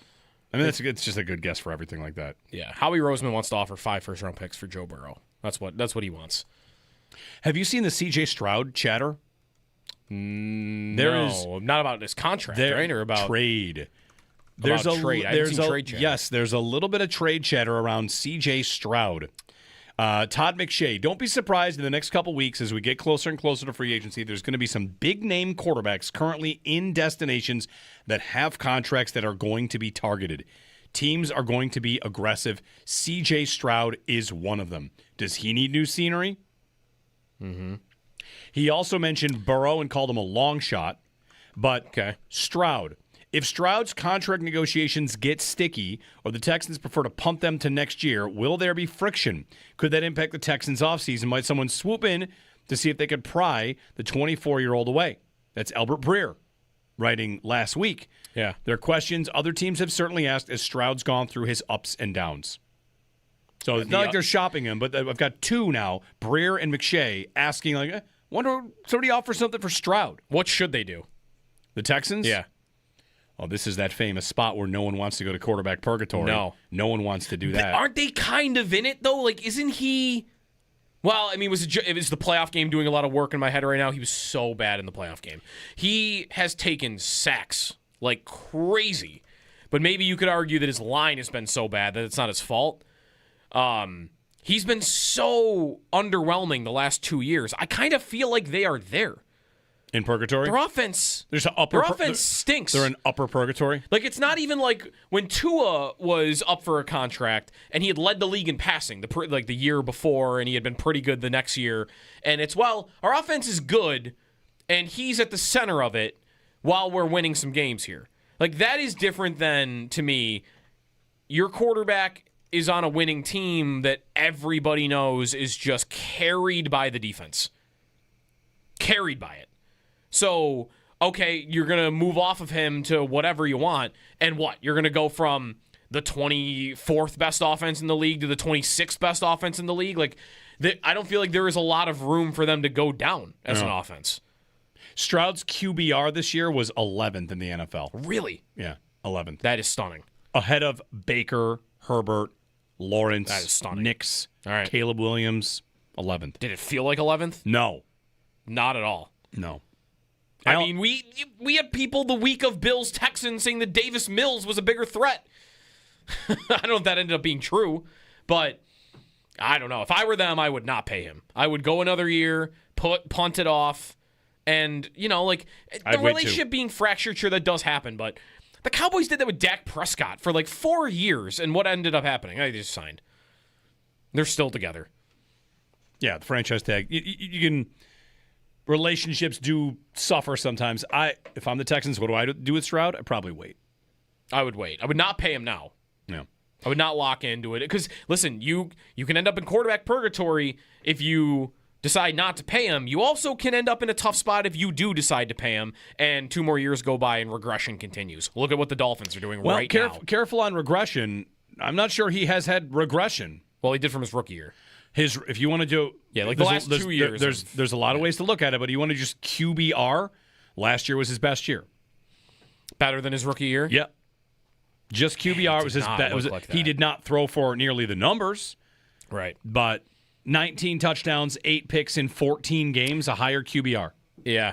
Like if he plays a full season last year, he throws, 24 touchdowns and a couple more picks, but nothing crazy. His touchdown percentage, his interceptions percentage weren't too far off. Like last year was the real big down year for him. And this past year, 2 years ago, I should say, like he might just be this. If he's just this, I don't want him. Well, if I'm Houston. 11th in QBR. Do you know where Allen finished in QBR last year? Where? 7th. What was Houston as an offense, though? Rough. They were brutal. Yeah, it was a tough watch. And, okay, like, that's why I would push it off here. I want to find out, is it his fault? You could argue it's not. They don't have a run game. They don't have a line. They've got one great receiver.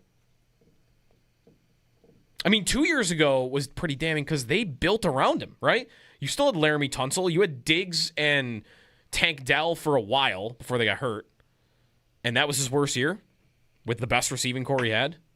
803-0550. Jeremy and Joe, you hear anything like, pop in. We're hanging out. Combine next week. Sabres back to practice today. David Leggio on a Team USA preview. He'll join us top of the hour.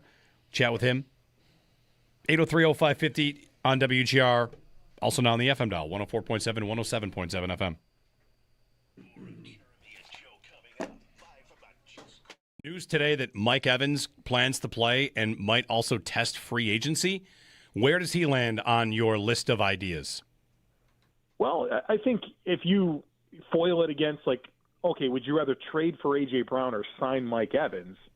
You might rather just sign Mike Evans, right? I think that's kind of how you have to look at it. I think the exciting part of Mike Evans is that he would 100% address the need for an X receiver.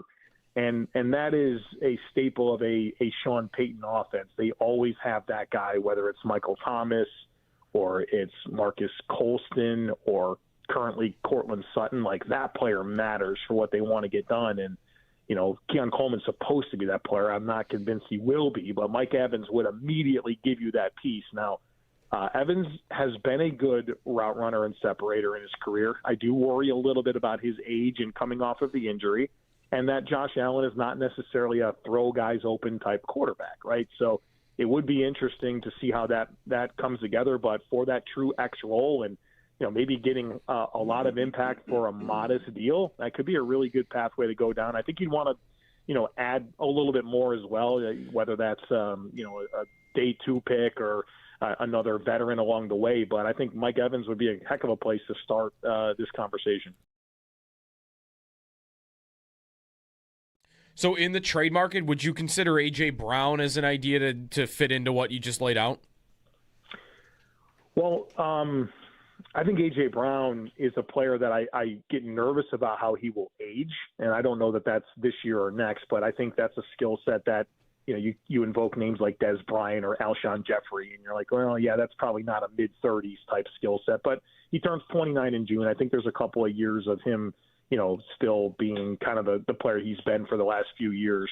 But A.J. Brown is a player that I think you want to have an element of trust that he will, create leverage and catch the football. I don't think he's a clunky route runner.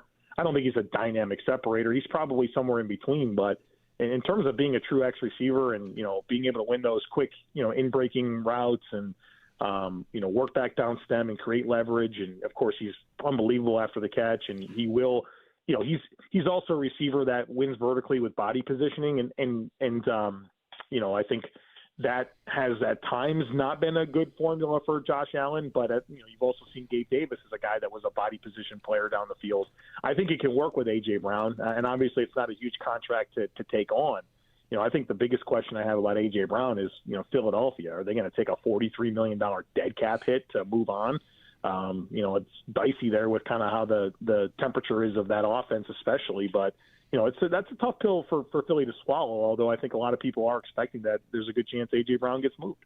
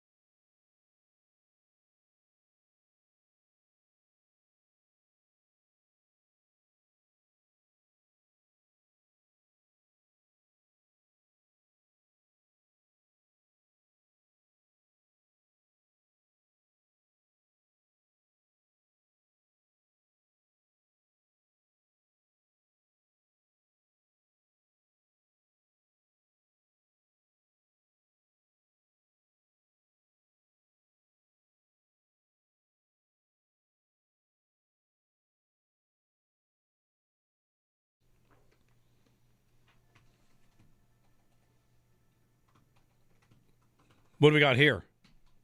Spacey. Doses and mimosas. Doses and Mimosas. Oh, should I know this? Great song. I don't know this. You should know the song. It's a great It's a song. long intro, but yeah, it's a good song. Yeah. Who is this? This is a good wedding. Good question. Is this a good wedding song? It's a good.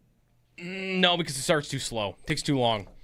You just skip that Once part. you get to the drop, it's great, but. Cherub?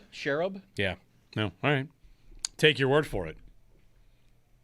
Good morning, everybody. Jeremy and Joe. Germany's out. Germany is out. That was my dark horse bronze pick. Leon Draisaitl back to Edmonton. Always a bridesmaid, Leon. Rude from Matthew Tkachuk. Yeah. Matthew Tkachuk. I mean, he is saying it from a perch of like the guy's on a super team. Sure. Whenever he's winning. That's true. That's true. It's not his fault. He's on a good team. Yeah. Good chirp. You got him. You know, like beat him twice. Do we hate him? Matthew Tkachuk? Yeah. Not yet, I don't think. Will we? I mean, yes, if the Sabres stay good. If the Panthers make the playoffs, the Sabres probably don't. If we get a playoff series against them directly, I think it will happen immediately. Let's do that first, though. If the Panthers make it, are the Sabres the team that will miss? Doesn't have to be. It could be Boston. It could be Boston. I would think Boston's more likely, but it could be the Sabres. It could also be Detroit. True. But what's Florida back? Florida's way out. Florida's 8 points out. You're Columbus, Washington, and Ottawa, and Toronto. I mean, like 5 points back. It's Ottawa's the team I still think about because they're good. They just can't get saves. Yeah. And if they somehow get saves out of the break, they are kind of like the Sabres from 3 years ago. They have a good team. They just stink in goal, and the defending's not great either, I guess. David Leggio on Team USA and Sweden. Next.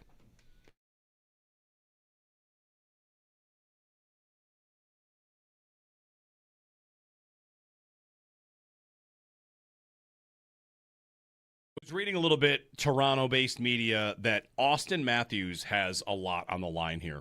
That really, he's the one. Because who are the two or the three best players the Americans are counting on the most, or the guys that will be looked at the most for, you got to get it done? It's Eichel. Yep. It's Matthews. It's probably Hellebuck. It's Quinn Hughes. Like, who are the guys with the pressure? The pressure would be, I think, because Eichel's won. Tkachuk has won. That's where it comes to Matthews. Matthews and Hellebuck are considered to be two of the best at what they do in the league, and they have the reputations for you shrink in the biggest moment. Right. So here's Austin Matthews on a Leafs team that might not make the playoffs, struggling season for them, and oh well, sorry about that. You still have crushing pressure. You better win. You got a 2-week tournament, and the pressure's on you to get it done. And he had a great third game, which was nice.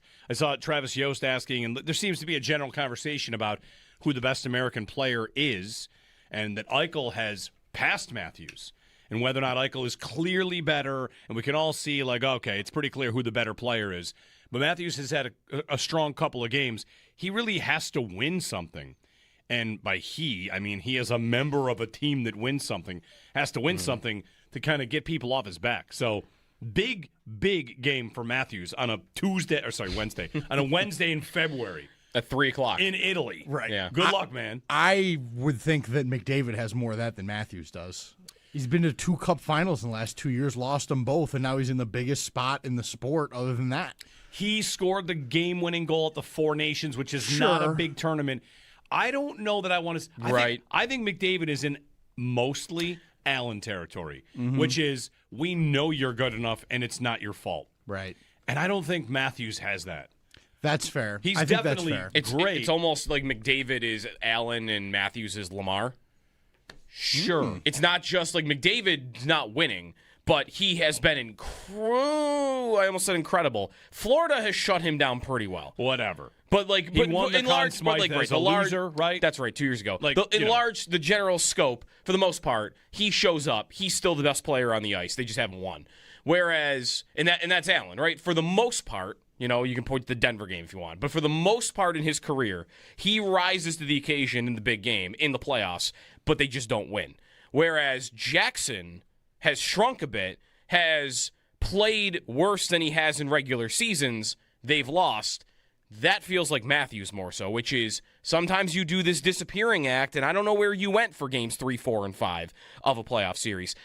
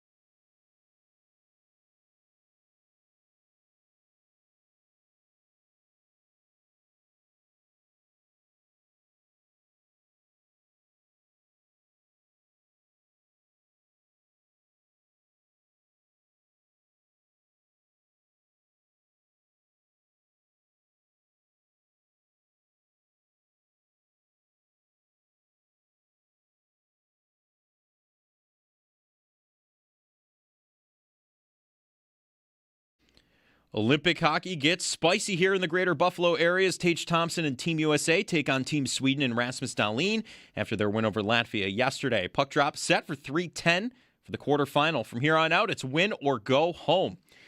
Other quarterfinal matchups, Germany and Slovakia now final. Slovakia won 6-2. They advance. Canada and Czechia face off at 10:40, and Finland and Switzerland face off at 12:10.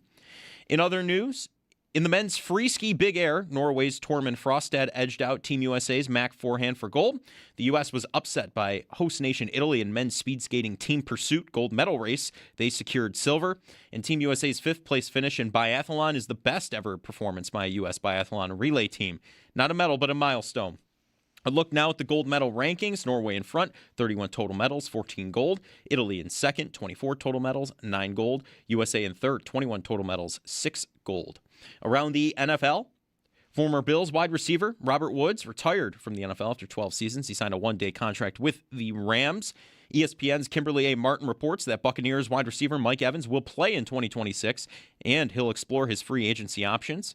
Sports Illustrated's Albert Breer believes Jim Schwartz could come back as the Eagles' defensive coordinator in 2027 as well. That's your Paddock Chevrolet Sports Update. Paddock Chevrolet with you for the extra mile since 1935. I'm Joe Kelly for WGR Sports Radio 550, now on 107.7 and 104.7 FM.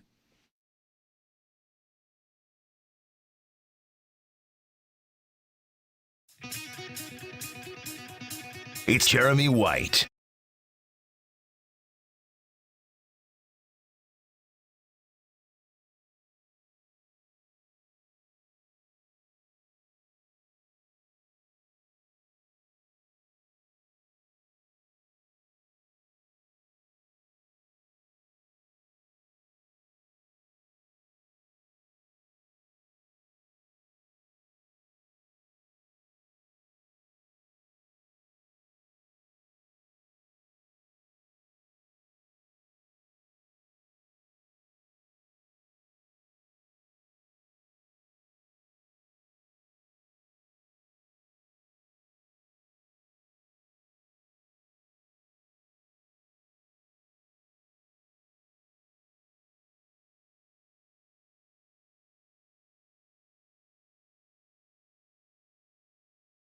50. USA will play at 3:10 today. Jeremy and Joe, good morning, everybody. Happy Wednesday. Joining us on the Western Hotline is a former Olympian, David Leggio. Played with the Americans at the Olympics in South Korea back in 2014. He joins us on the Western Hotline. David, good morning. Jeremy and Joe, how are you today? Good morning, guys. How you doing? Doing great. Thanks for having me on. We're good. We got your buddy Owen Parker here as well. He brings you on. Owen, how are you, buddy? Doing good, Dave. How are you, my friend? Nervous. Nervous? Oh, nervous. What are you nervous about? Come on. More nervous than going to the Olympics? Yeah, you've been to big stages before. Yeah. No, I mean, wow, what an intro you guys had for the game tonight. I'm jacked up. I might actually exercise today after hearing that. I think we got the toughest draw. I think that's obvious, and it's going to be a great game. So looking forward to it. Sweden today, 3:10. How much have you been watching? Is it every game, the American games, David? How much have you had a chance to watch so far this tournament? As much as I can, and then trying to go back and maybe watch some highlights or some games. I would say some of the teams that maybe don't have, aren't loaded with NHL talent like Canada and the U.S., obviously watching all the U.S. games. Germany obviously played there for a while and have a few friends in the team, and Denmark and a few friends. So just trying to kind of watch everything, but not as much as I would like, but, a decent amount. So I actually got up early today and watched some of the Germany-Slovakia game. I was getting some work done. So it's been a great tournament. I mean, I've been really impressed with some of the teams that don't have the big-name talent, just the level of play. I think you can see how far hockey's come since, I was a kid. Yeah, the competitiveness has been better. When you got Italy and France playing in games that have you still watching into the third period, I feel like that's about as good as you can do when, again, there's some of these teams that don't have any NHL players.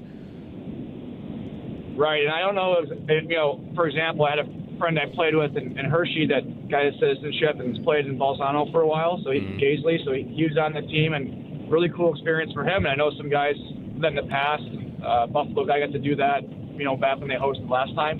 But I don't know what happened to that goalie. I think it was against Sweden. I think he had 58 saves through 2 periods. I think they put him out due to exhaustion, but maybe he pulled them off, so I don't know. But I think they had a pretty respectable showing for, what they had talent-wise, Yeah, Damien Clara in that tournament. The goaltending in this tournament, I want to talk a little bit about that with you, obviously.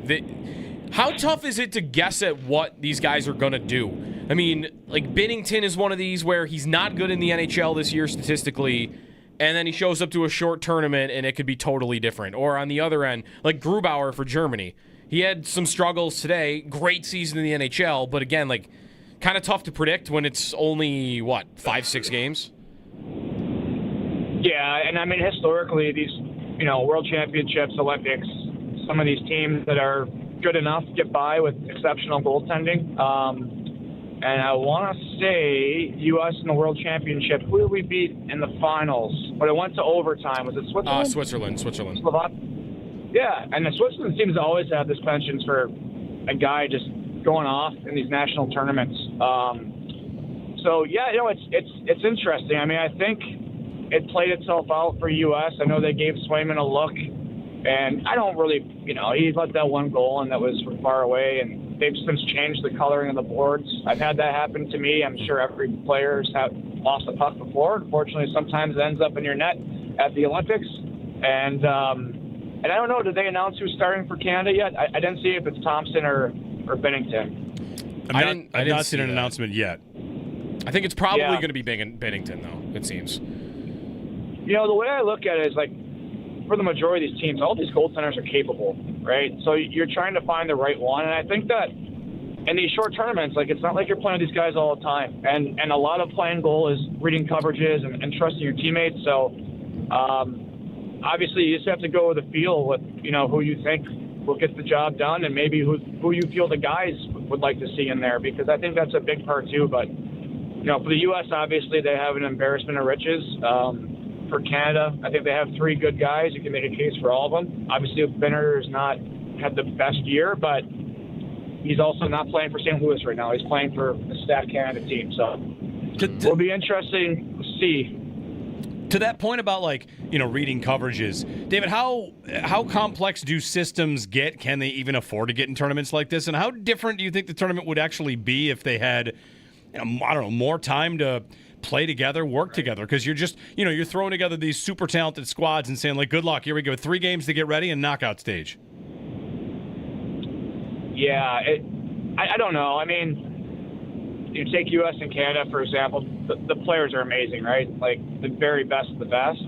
I think they're able to adapt pretty quickly. And especially at the pro level, it's not like you spend a ton of time on forechecks and neutral zone in practice. A little bit, guys are able to make, changes on the fly in between periods. However, the strength I think you're seeing of these European clubs that don't have all the NHL players, they play together throughout the summer and the season. You get national breaks every 2 or 3 months, and you come together for a week. So, Germany, Denmark, Czech, Switzerland, the big bulk of those guys are playing together. Like Germany's a good example. So you got a bunch of guys that get to play together throughout the year. They understand their systems and their team play. Now you throw in Stützle, Draisaitl, Peterka, etc. It's pretty nice. So, as far as the goaltending is concerned, though, yeah, I think understanding coverages, PK, D-zone, how that works. But something as little as you get in overtime and there's a 2-on-1, and you're not used to playing with this defenseman, and maybe you're expecting him to come over to the strong side and take away that space a little bit more. Maybe you misread your partner who you're only playing with for this week. He shades more to the weak side. Now the puck carrier has a little more space and you're flat-footed. That's just kind of an example of how that could play into a tournament like this. It could play into the NHL too, but there's so much communication throughout the year that if that play happens once in practice, for example, you're going to have to maybe talk to your D and try to talk it out. So when you get in a game, you're on the same page and you're able to make those quick changes on the fly. So you're on the 2018 U.S. team that's in Pyeongchang at the Olympics. What's the village like? I mean, it's pretty cool. It's just, I don't know, it's almost like you're back in college again. It's, it's dorms, basically. That's how Korea was.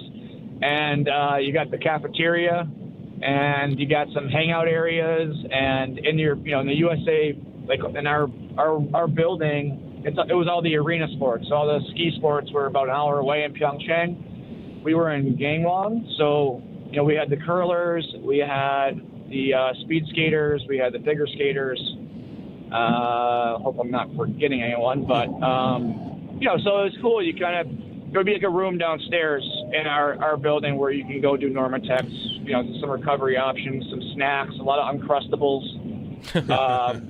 and maybe you're talking with some of the women's team or some of the curlers are the best. I forgot his full name, Hams Curl. They had different preparation than we did. But it's really cool to kind of talk to everybody and get to know other sports and how they train and what they do. And then there's some little cool things you can do. But it's a really cool experience. It's unlike anything I've had. I guess like I said, compare it to college and the setup. But you kind of have everything right there. And then if you want to venture out, you go. Try to go see events or Matt Hamilton is Hams Curl. That's your guy. Matt Hamilton. Yeah, I think they won gold. They were awesome. We had these big onesies, and it was you're wearing a cabin. They would wear them around with their big Oakley glasses. They were animals. I would think that maybe the hockey players would have a right to be a little jealous of some of the other athletes, just because, David, on timeline, you're playing until the end of the games, and if you're someone that had an event go in the first 3 days, 5 days, and then you're done, you just get to hang out and do what you want. Is that right? Yeah, I didn't get to stay for closing ceremonies, but that's what a lot of the other athletes that have been there for a while said. That's kind of the big party is closing ceremonies.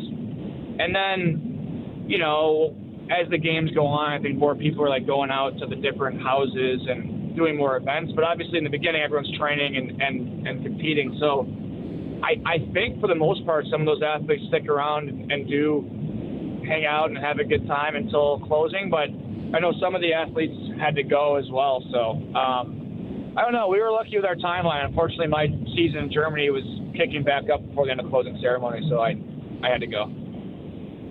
You got a pick for tonight?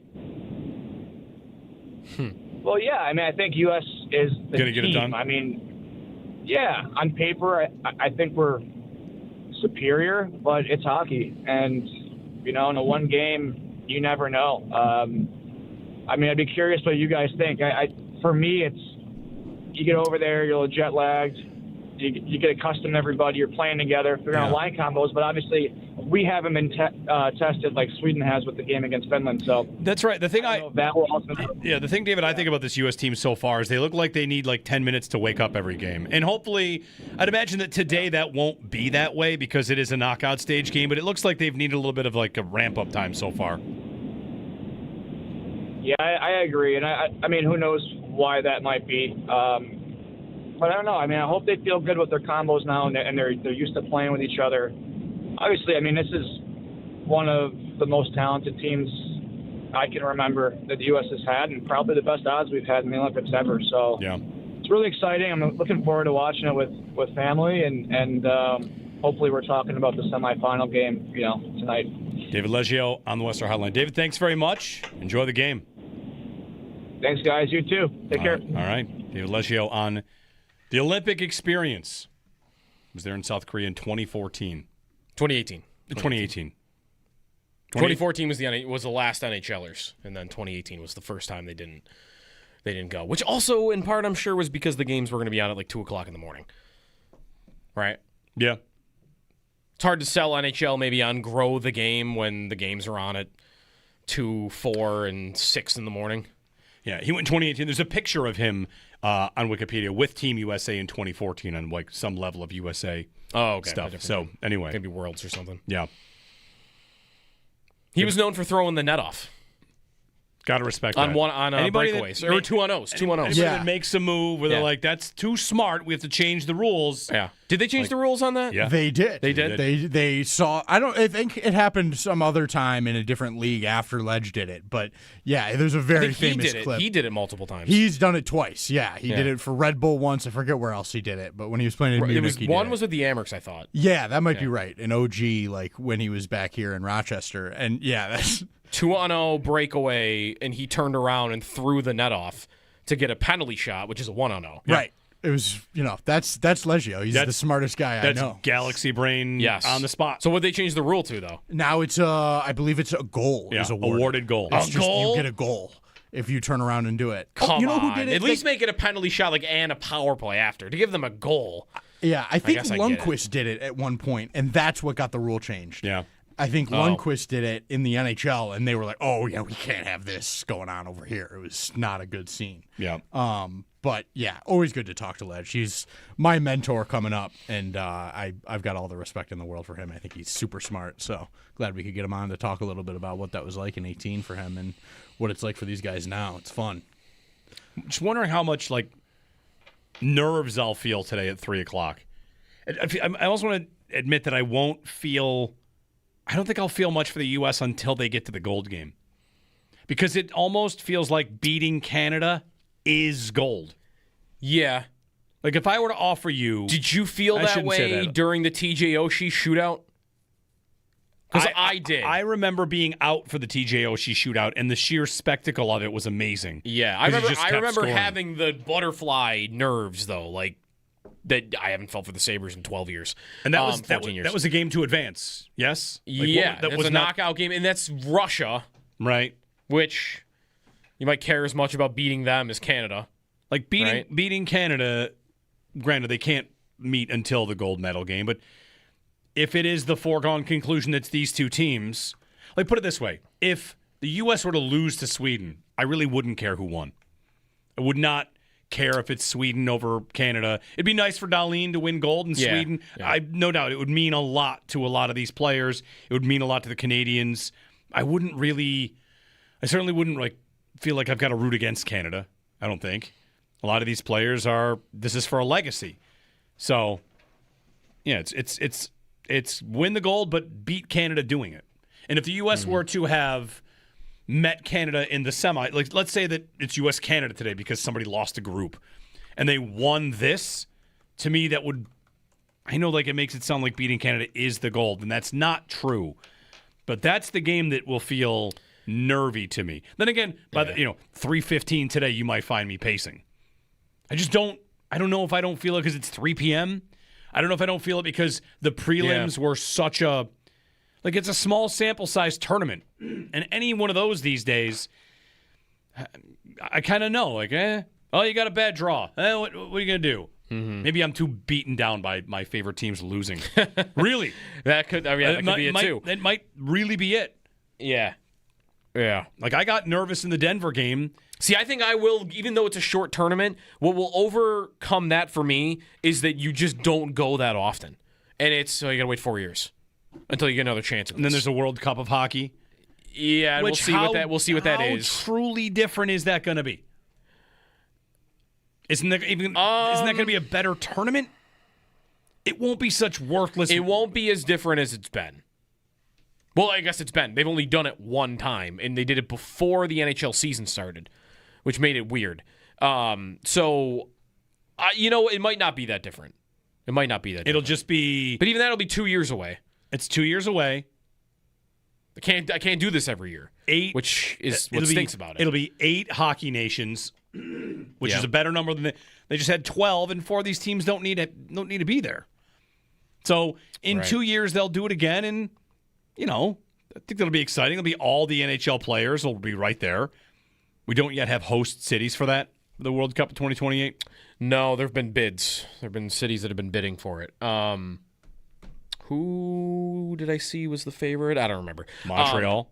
Isn't it always Montreal? Well, Montreal and Boston just had the 4 nations. I think Toronto maybe is like the favorite to have it. And they had the one in 16. So, yeah, I think I will get that way if the game is really close at the very end. And I will have a vested rooting interest if they do lose today. Like I will be going for Darlene. Like the story of Darlene's season, and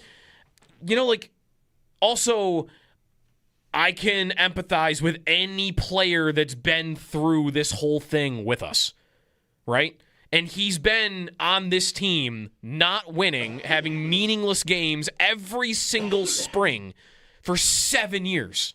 That's why when O'Reilly said, I kind of lost my love for the game, like, yeah, I feel that. I'm kind of the same way. Yeah. Most Sabre fans probably feel the same way to some extent. And here's Darlene, who has not played in meaningful games in 7 years. Like, if they did win today, I would be hardcore rooting for them to win it all. For him. The World Cup of Hockey in 2028 is down to 16 cities.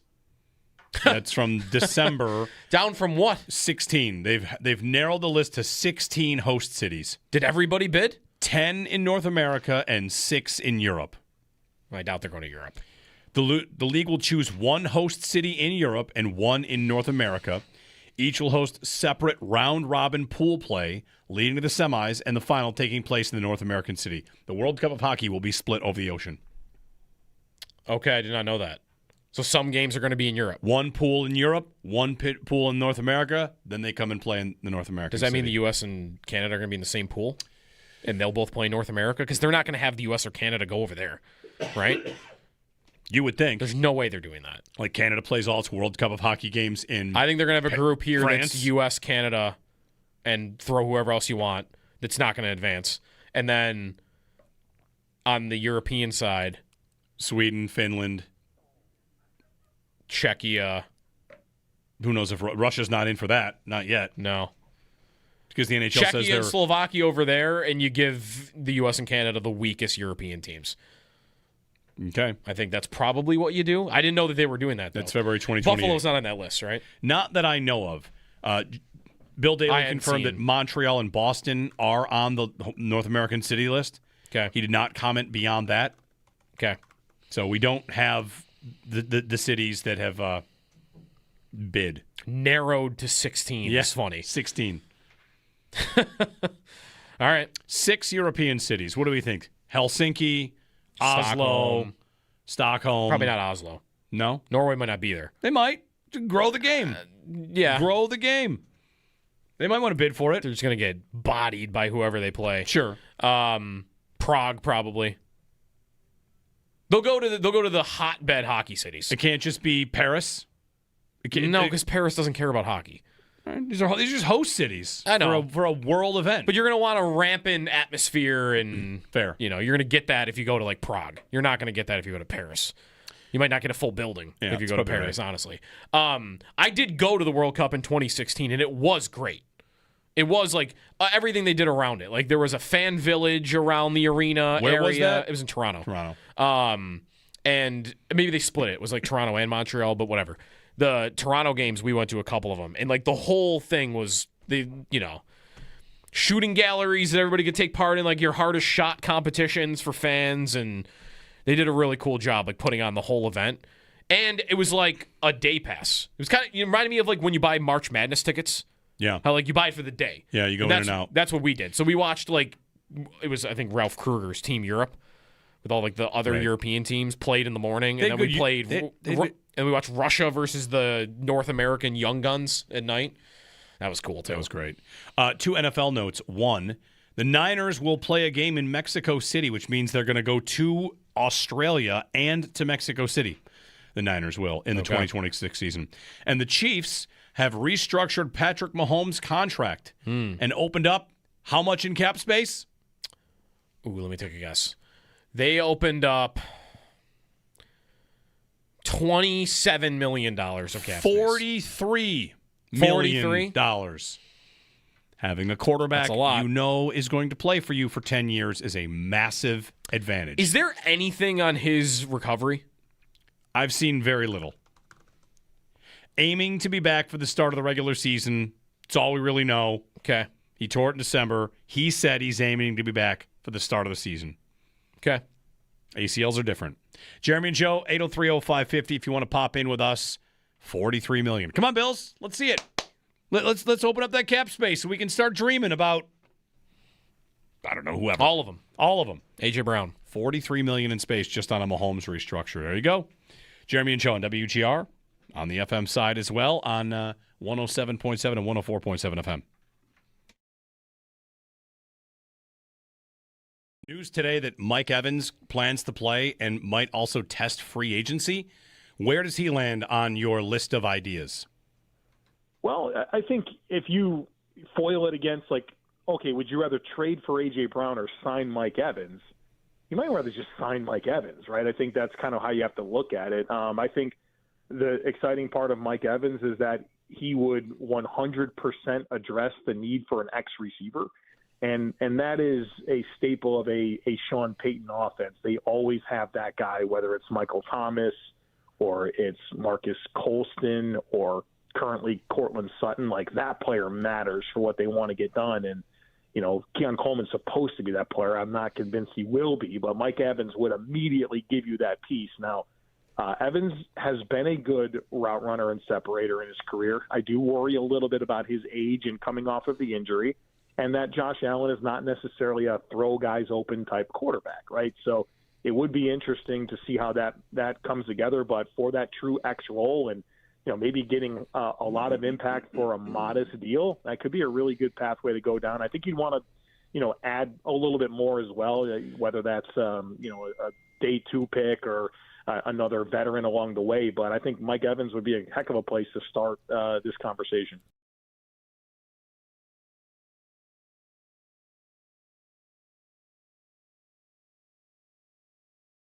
I was reading a little bit, Toronto-based media, that Austin Matthews has a lot on the line here. That really, he's the one. Because who are the 2 or the 3 best players the Americans are counting on the most, or the guys that will be looked at the most for, you got to get it done? It's Eichel. Yep. It's Matthews. It's probably Hellebuck. It's Quinn Hughes. Like, who are the guys with the pressure? The pressure would be, I think, because Eichel's won. Kachuk has won. That's where it comes to Matthews. Matthews and Hellebuck are considered to be 2 of the best at what they do in the league, and they have the reputations for you shrink in the biggest moment. Right. So here's Austin Matthews on a Leafs team that might not make the playoffs, struggling season for them, and sorry about that. You still have crushing pressure. You better win. You got a 2-week tournament, and the pressure's on you to get it done. And he had a great third game which was nice. I saw Travis Yost asking, and there seems to be a general conversation about who the best American player is, and that Eichel has passed Matthews, and whether or not Eichel is clearly better, and we can all see, like, okay, it's pretty clear who the better player is.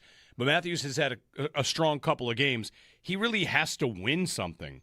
And by he, I mean he as a member of a team that wins something, has to win something to kind of get people off his back. So big game for Matthews on a Wednesday, on a Wednesday in February. At 3 o'clock. In Italy. Right. Yeah. Good luck, man. I would think that McDavid has more of that than Matthews does. He's been to 2 Cup finals in the last 2 years, lost them both, and now he's in the biggest spot in the sport other than that. He scored the game-winning goal at the Four Nations, which is not a big tournament. I don't know that I want to... I think McDavid is in mostly Allen territory, which is we know you're good enough and it's not your fault. Right. And I don't think Matthews has that. That's fair. He's I think definitely that's fair. great. It's almost like McDavid is Allen and Matthews is Lamar. Sure. It's not just like McDavid's not winning, but he has been I almost said incredible. Florida has shut him down pretty well. Whatever. But like, He won the Conn Smythe as a loser, right? That's right, 2 years ago. Like, the general scope, for the most part, he shows up. He's still the best player on the ice. They just haven't won. Whereas, and that's Allen, right? For the most part, you can point to the Denver game if you want. But for the most part in his career, he rises to the occasion in the big game, in the playoffs, but they just don't win. Whereas Jackson has shrunk a bit, has played worse than he has in regular seasons. They've lost. That feels like Matthews more so, which is sometimes you do this disappearing act, and I don't know where you went for games 3, 4, and 5 of a playoff series.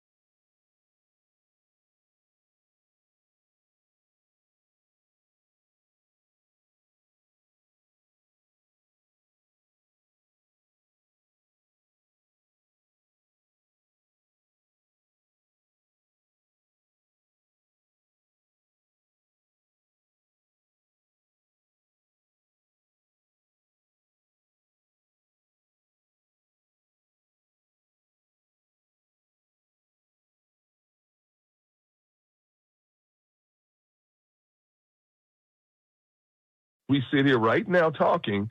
The Eagles want A.J. Brown in an Eagles uniform in 2026. I believe he never really wanted to get out of town. He wears his emotions on his sleeves.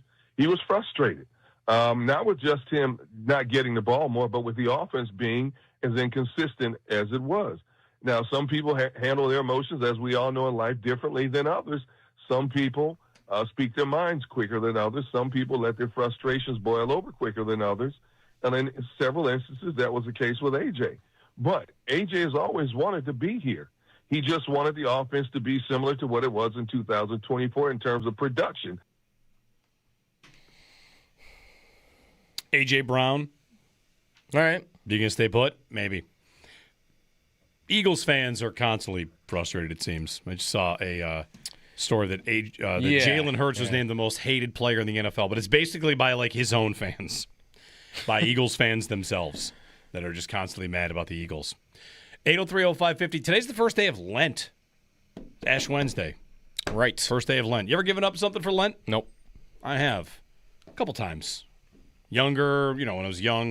What'd you give up? I've given up beer. I've given up when I was younger. When you were younger? Soda. No, soda when I was young. Yeah. Actually, all of it when I was younger because I've only been younger than I am today. That's fair. But beer, soda... what else would I have given up along the way? Like maybe chips? I don't know. Chips? Maybe. I've never done that. Can it be something so little as like, can you pick a certain flavor of chips? Yeah, the idea is you would pick all chips. The idea in spirit of it is just like to make a sacrifice, give something up. And this also means it's the time of year. Like I was raised in the church a little bit, and like don't eat meat on Fridays. Like okay, and now this is now the time of year where it's Friday, and I'll just eat a sandwich and be like, wasn't supposed to do that. Right. I'm not sitting here someone that lives by it or worries about it too much. But that also means it's fish fry season. Yes. And fish fry season is a good season. I agree. There are good fish fries in town. My question would be, we do this whenever we talk Thanksgiving, like why don't we have pumpkin pie and other months of the year? Yeah.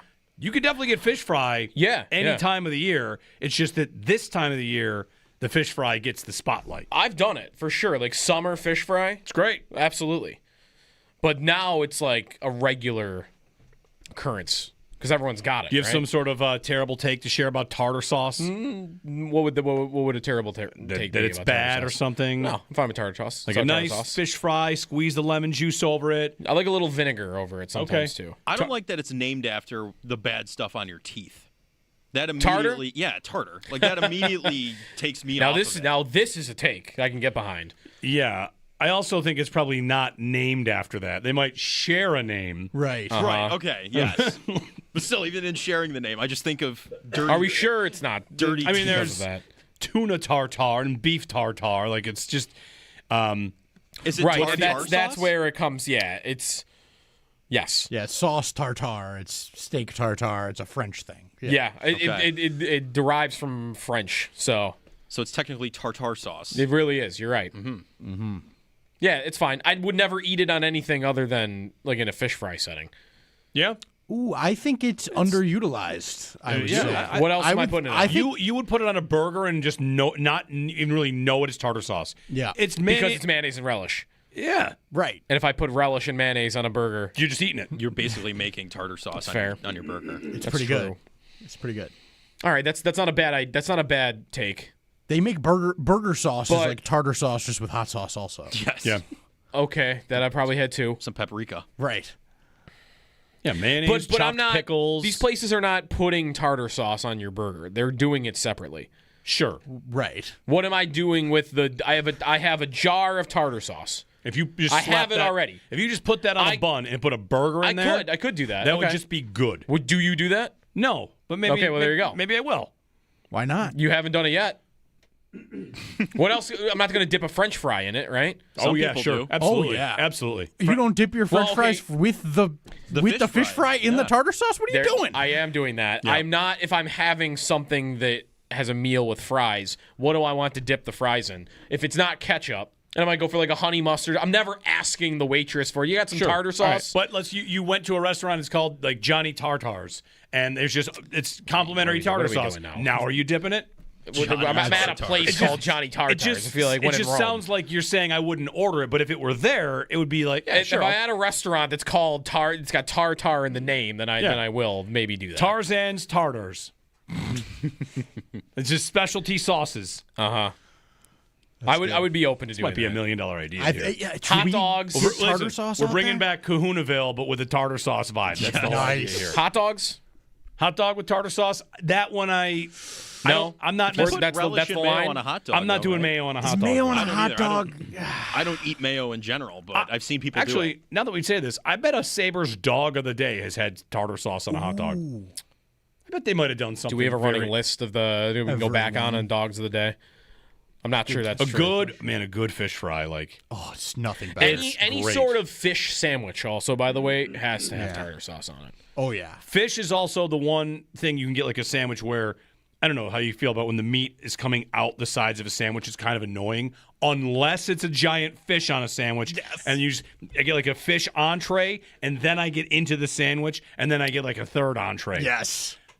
I love that you just said that. I think that every time. The best experience about Fish Fry Fridays is also when you order it, you kind of don't know how big it's going to be. Yes. And then it shows up, and there it is. Boof, it's the size of a loaf of bread, and you're just like, jackpot. This is living. Or you get the mini filet, and you're like, oh, man, I needed more fish than You this. need a lot of fish. When you get it in like the foam box. like to go, and it's like Love it. spilling It's like, out the side. Love it. You can't close the box. They had to cut the box around the fish. There's holes in the box. Also, I'm surprised you're into mayo and tartar sauce because you're so anti-eggs that I would assume that. Do you know how mayo is made? Yeah. You ever made your own mayo? No. Raw egg. Yeah. Do you know what? Which I use as my evidence as why I should be able to have raw cookie dough whenever I want. Do you because- know what tartar sauce does not taste like? What? Eggs. It's tartar sauce. I don't like eggs because I don't like what eggs No, taste you're right. like. I wouldn't think that there are eggs in right. it. If you put eggs in something like cake, I like cake. Yeah. Cookies. Things of that nature. Of course, the hack is, in case nobody knows this, everybody knows this, the hack is you dip your fork in the tartar sauce first, then you get the fish, then you eat. Yes. That's the hack. If you're not out there doing that, Right. If you're dipping gotta if you're dipping the fish in and just dropping the fish into the tartar sauce, you're losing. get You're with just the program. you're absolutely losing. It's gonna get it stuck in there, and then you got a problem. Yeah. Yeah, it's bad. It's a bad scene. And then the fish starts crumbling because it's all flaky if it's good. I had one Lent period where I tried to hit like as many fish fries as I could in 40 days. And I might have made to like 15. Mercury poisoning almost. 15 in 40 days. Heavy metals. Maybe it was after Lent too, but like it was the idea was like at least. Well, how many places are only usually when I have one, it's only on Fridays because a lot of places are only doing it on Fridays. Because people are going to get fish. So if you on did Friday. 15, you were finding places that did it there's throughout a the ton. entire week. And Yeah. I know, Oh, there are. Yeah, but- the Friday menu, you get a ton of that. Yeah. What should we give up? Let's give up. Demanding a wide receiver. I was just thinking that. I won't say wide receiver for 40 days. When's Easter? Easter Sunday's April 5th. I don't think we could do that. That's a long I'll be time. on vacation.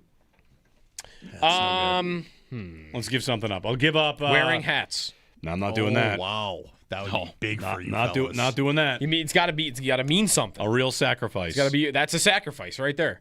I'll give up complaining about rules officials. Oh no. That's But he picked the time of the year where there's no games. nothing on. happening. You want to bet? There'll be a rules official in 5 minutes on snowboarding. But the Olympics is almost over. You wait. You have to watch. You have to do that, but also you have to watch all the short track speed skating that's left. No thanks. Which is just a rules official deciding who wins at the end of every match. Right. I like when they put the Although I thing still up do that's enjoy like, it. this is under review already. The race just started. The camera logo's in the corner. Well, it's Get like ready. That's like F1 racing, right? Like they review it while the race is going on to decide if they're going to deduct a penalty or like like they'll let you pass. Yeah, but how or long are something. these speed skating races that you can't just wait? No, they're not long enough for that. It's 30 seconds. These things. Rules analysts. Give up parlays for a little bit. I mean, that's kind of naturally happening we've too. done That might be a good thing. Yeah. Honestly. Might You be mean a positive you thing. mean we get to keep more money? Great. Yeah. Yeah. Give up. I don't know. I don't know. It's tough. Yelling shoot on the power play. Oh, No, I don't do that. And well, out there does There it. is no fan in sports that I dislike more than the shoot guy. The shoot guy drives me nuts. It's like there's a defenseman standing right in front of you. Shoot into his shin pads. Shoot. I think it depends. I think it's an eye test. you're terrible. defending the shoot people defend right the now. shoot. There's not just shoot people. There are people that just yell it to yell it. And then there's the Sabres have passed it around for 42 seconds on the power play and not taking a shot. And there's 6 seconds left in the period. And you're like, that is not being a shoot guy. That is a reaction that comes out of your body because you're wondering, do you know you're supposed to? Yeah, but that's everybody. Everybody does Right, that. that's When fair. At the end, like there's 3 seconds left in the period, and everybody is doing that. Oh, all of a sudden, I'm talking about the one guy. I've already, where I've already gatewayed you in. You've got some Sure, circumstances. That's right. There is a line. But I'm talking about the guy that with 1:49 left on the power play clock, they Shoot just it. set it up, is already yelling it. Yeah, Larry from Tonawanda, who's going to call us the next morning to complain that they didn't shoot the puck. Is where that's coming. I remember the source of my hate of that started in the 07 season when everyone was doing it to the Sabres when they had like the best power play in like NHL history. They were just for excited. a time. Shoot it. Maybe It's like maybe they're doing the right thing, waiting for the right chance. Oh, or maybe they were shooting because the crowd was saying shoot, and that's why they were so good. How about that?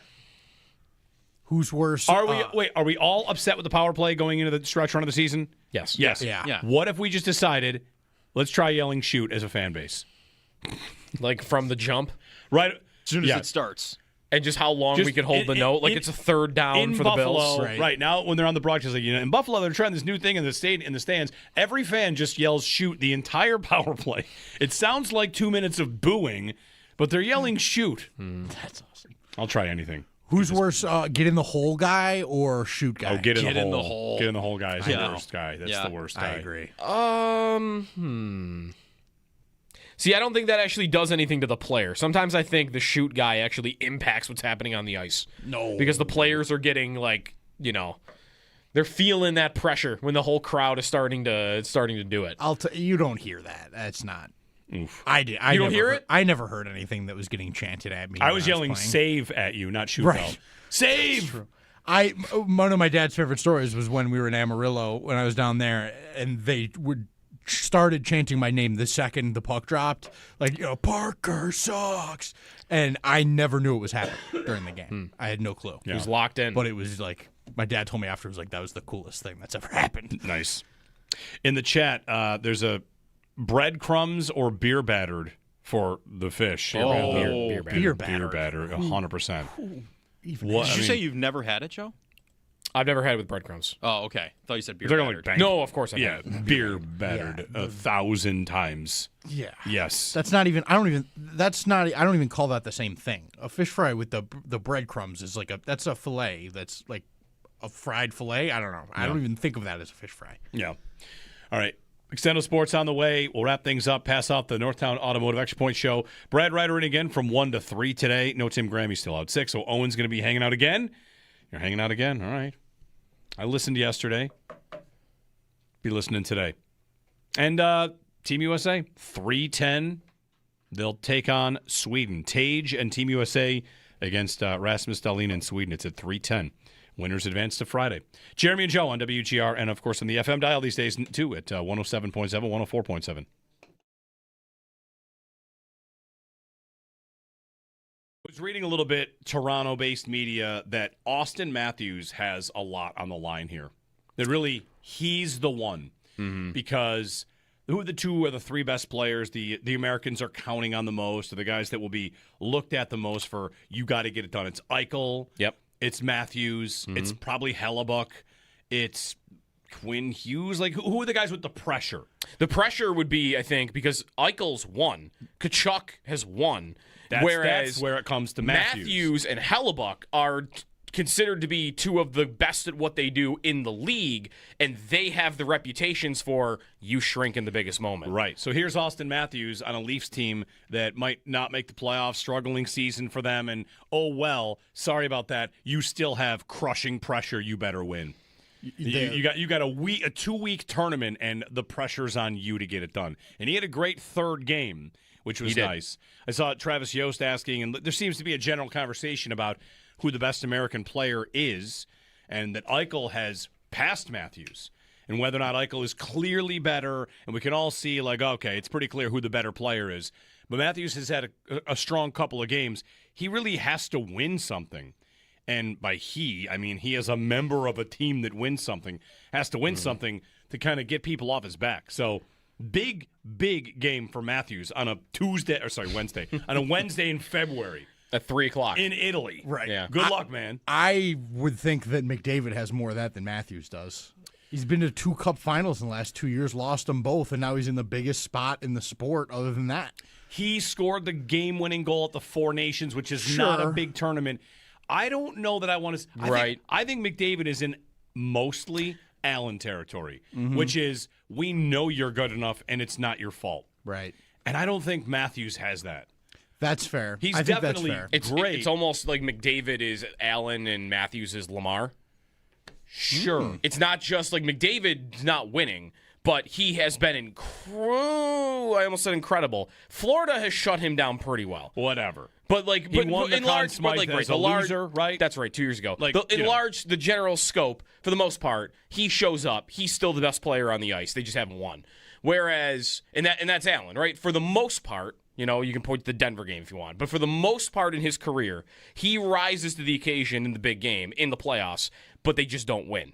Whereas Jackson has shrunk a bit, has played worse than he has in regular seasons. They've lost.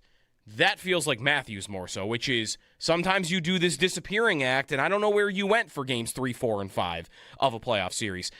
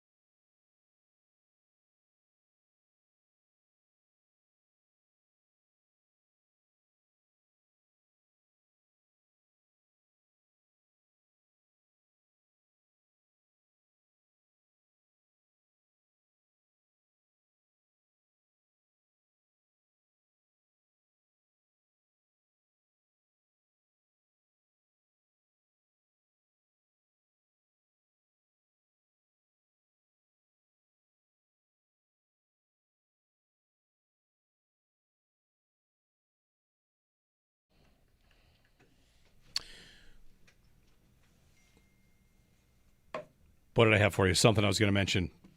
It slipped my mind at the last minute. Got some crazy Mike Evans stats for you. Yeah? He's caught touchdowns from 7 quarterbacks. They just showed on ESPN that Tom Brady has the most. 32. Jameis Winston, second. Josh McCown, Ryan Fitzpatrick, Mike Glennon. He's caught, I'm looking at, totals from everybody. Blaine Gabbert is the other one. I guess those are the only 7. Thought it would have been more. Would you have thought he caught passes from more than 7 quarterbacks in his career? Does it feel like it's 15? Yes. Yes, I would have thought it was more. I guess only 7 guys, though, have got in his career. First ballot Hall of Famer? That's a receiver's tough. You have to be so good to get in. Receiver's tough. Do I think he's a first ballot? No. I think he gets in. I don't think he's first ballot. But he gets in. Mike He's Evans. 21st all-time in receiving yards. If he had 1,000 yards, hypothetically, this year, he would go up to number 12 all-time. And honestly, if he plays, how many more yards is he going to get? Well, how many years is he going to play? What would 2,000 yards for him do? 2,000 yards would get him to 7th all-time. 3,000 yards would put him in 3rd. If he gets 3,000 more yards, how crazy is that? If he plays 5 more years and he averages 700 a year, if he does that, boy, 5 years is a lot. All right, you want to make it 4? Sure. 4 years and he gets 3,000 yards in 4 years. If he does that, he's 3rd all time in receiving yards. then he's a first ballot Hall of Famer. Oh, yeah. He'd be just over T.O. and Randy Moss. How many touchdowns would he have if he played his entire career with Tom Brady? Whatever the record is, he would be close to it. It's funny, like, if he had 12 per year for his 10 years, that's 120. Where does he rank now? That's not close to, like, the top.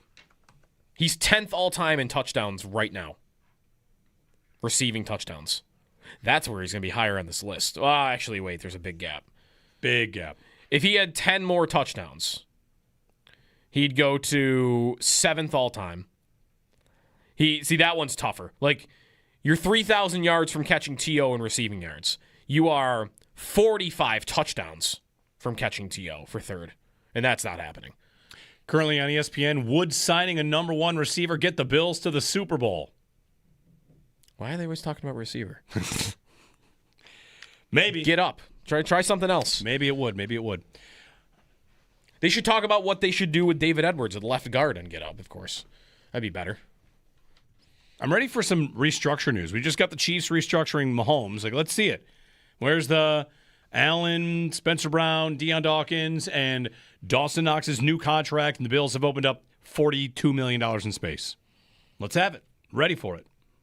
Also, you're ready for the week of tweets coming up that's going to be, the salary cap's fake.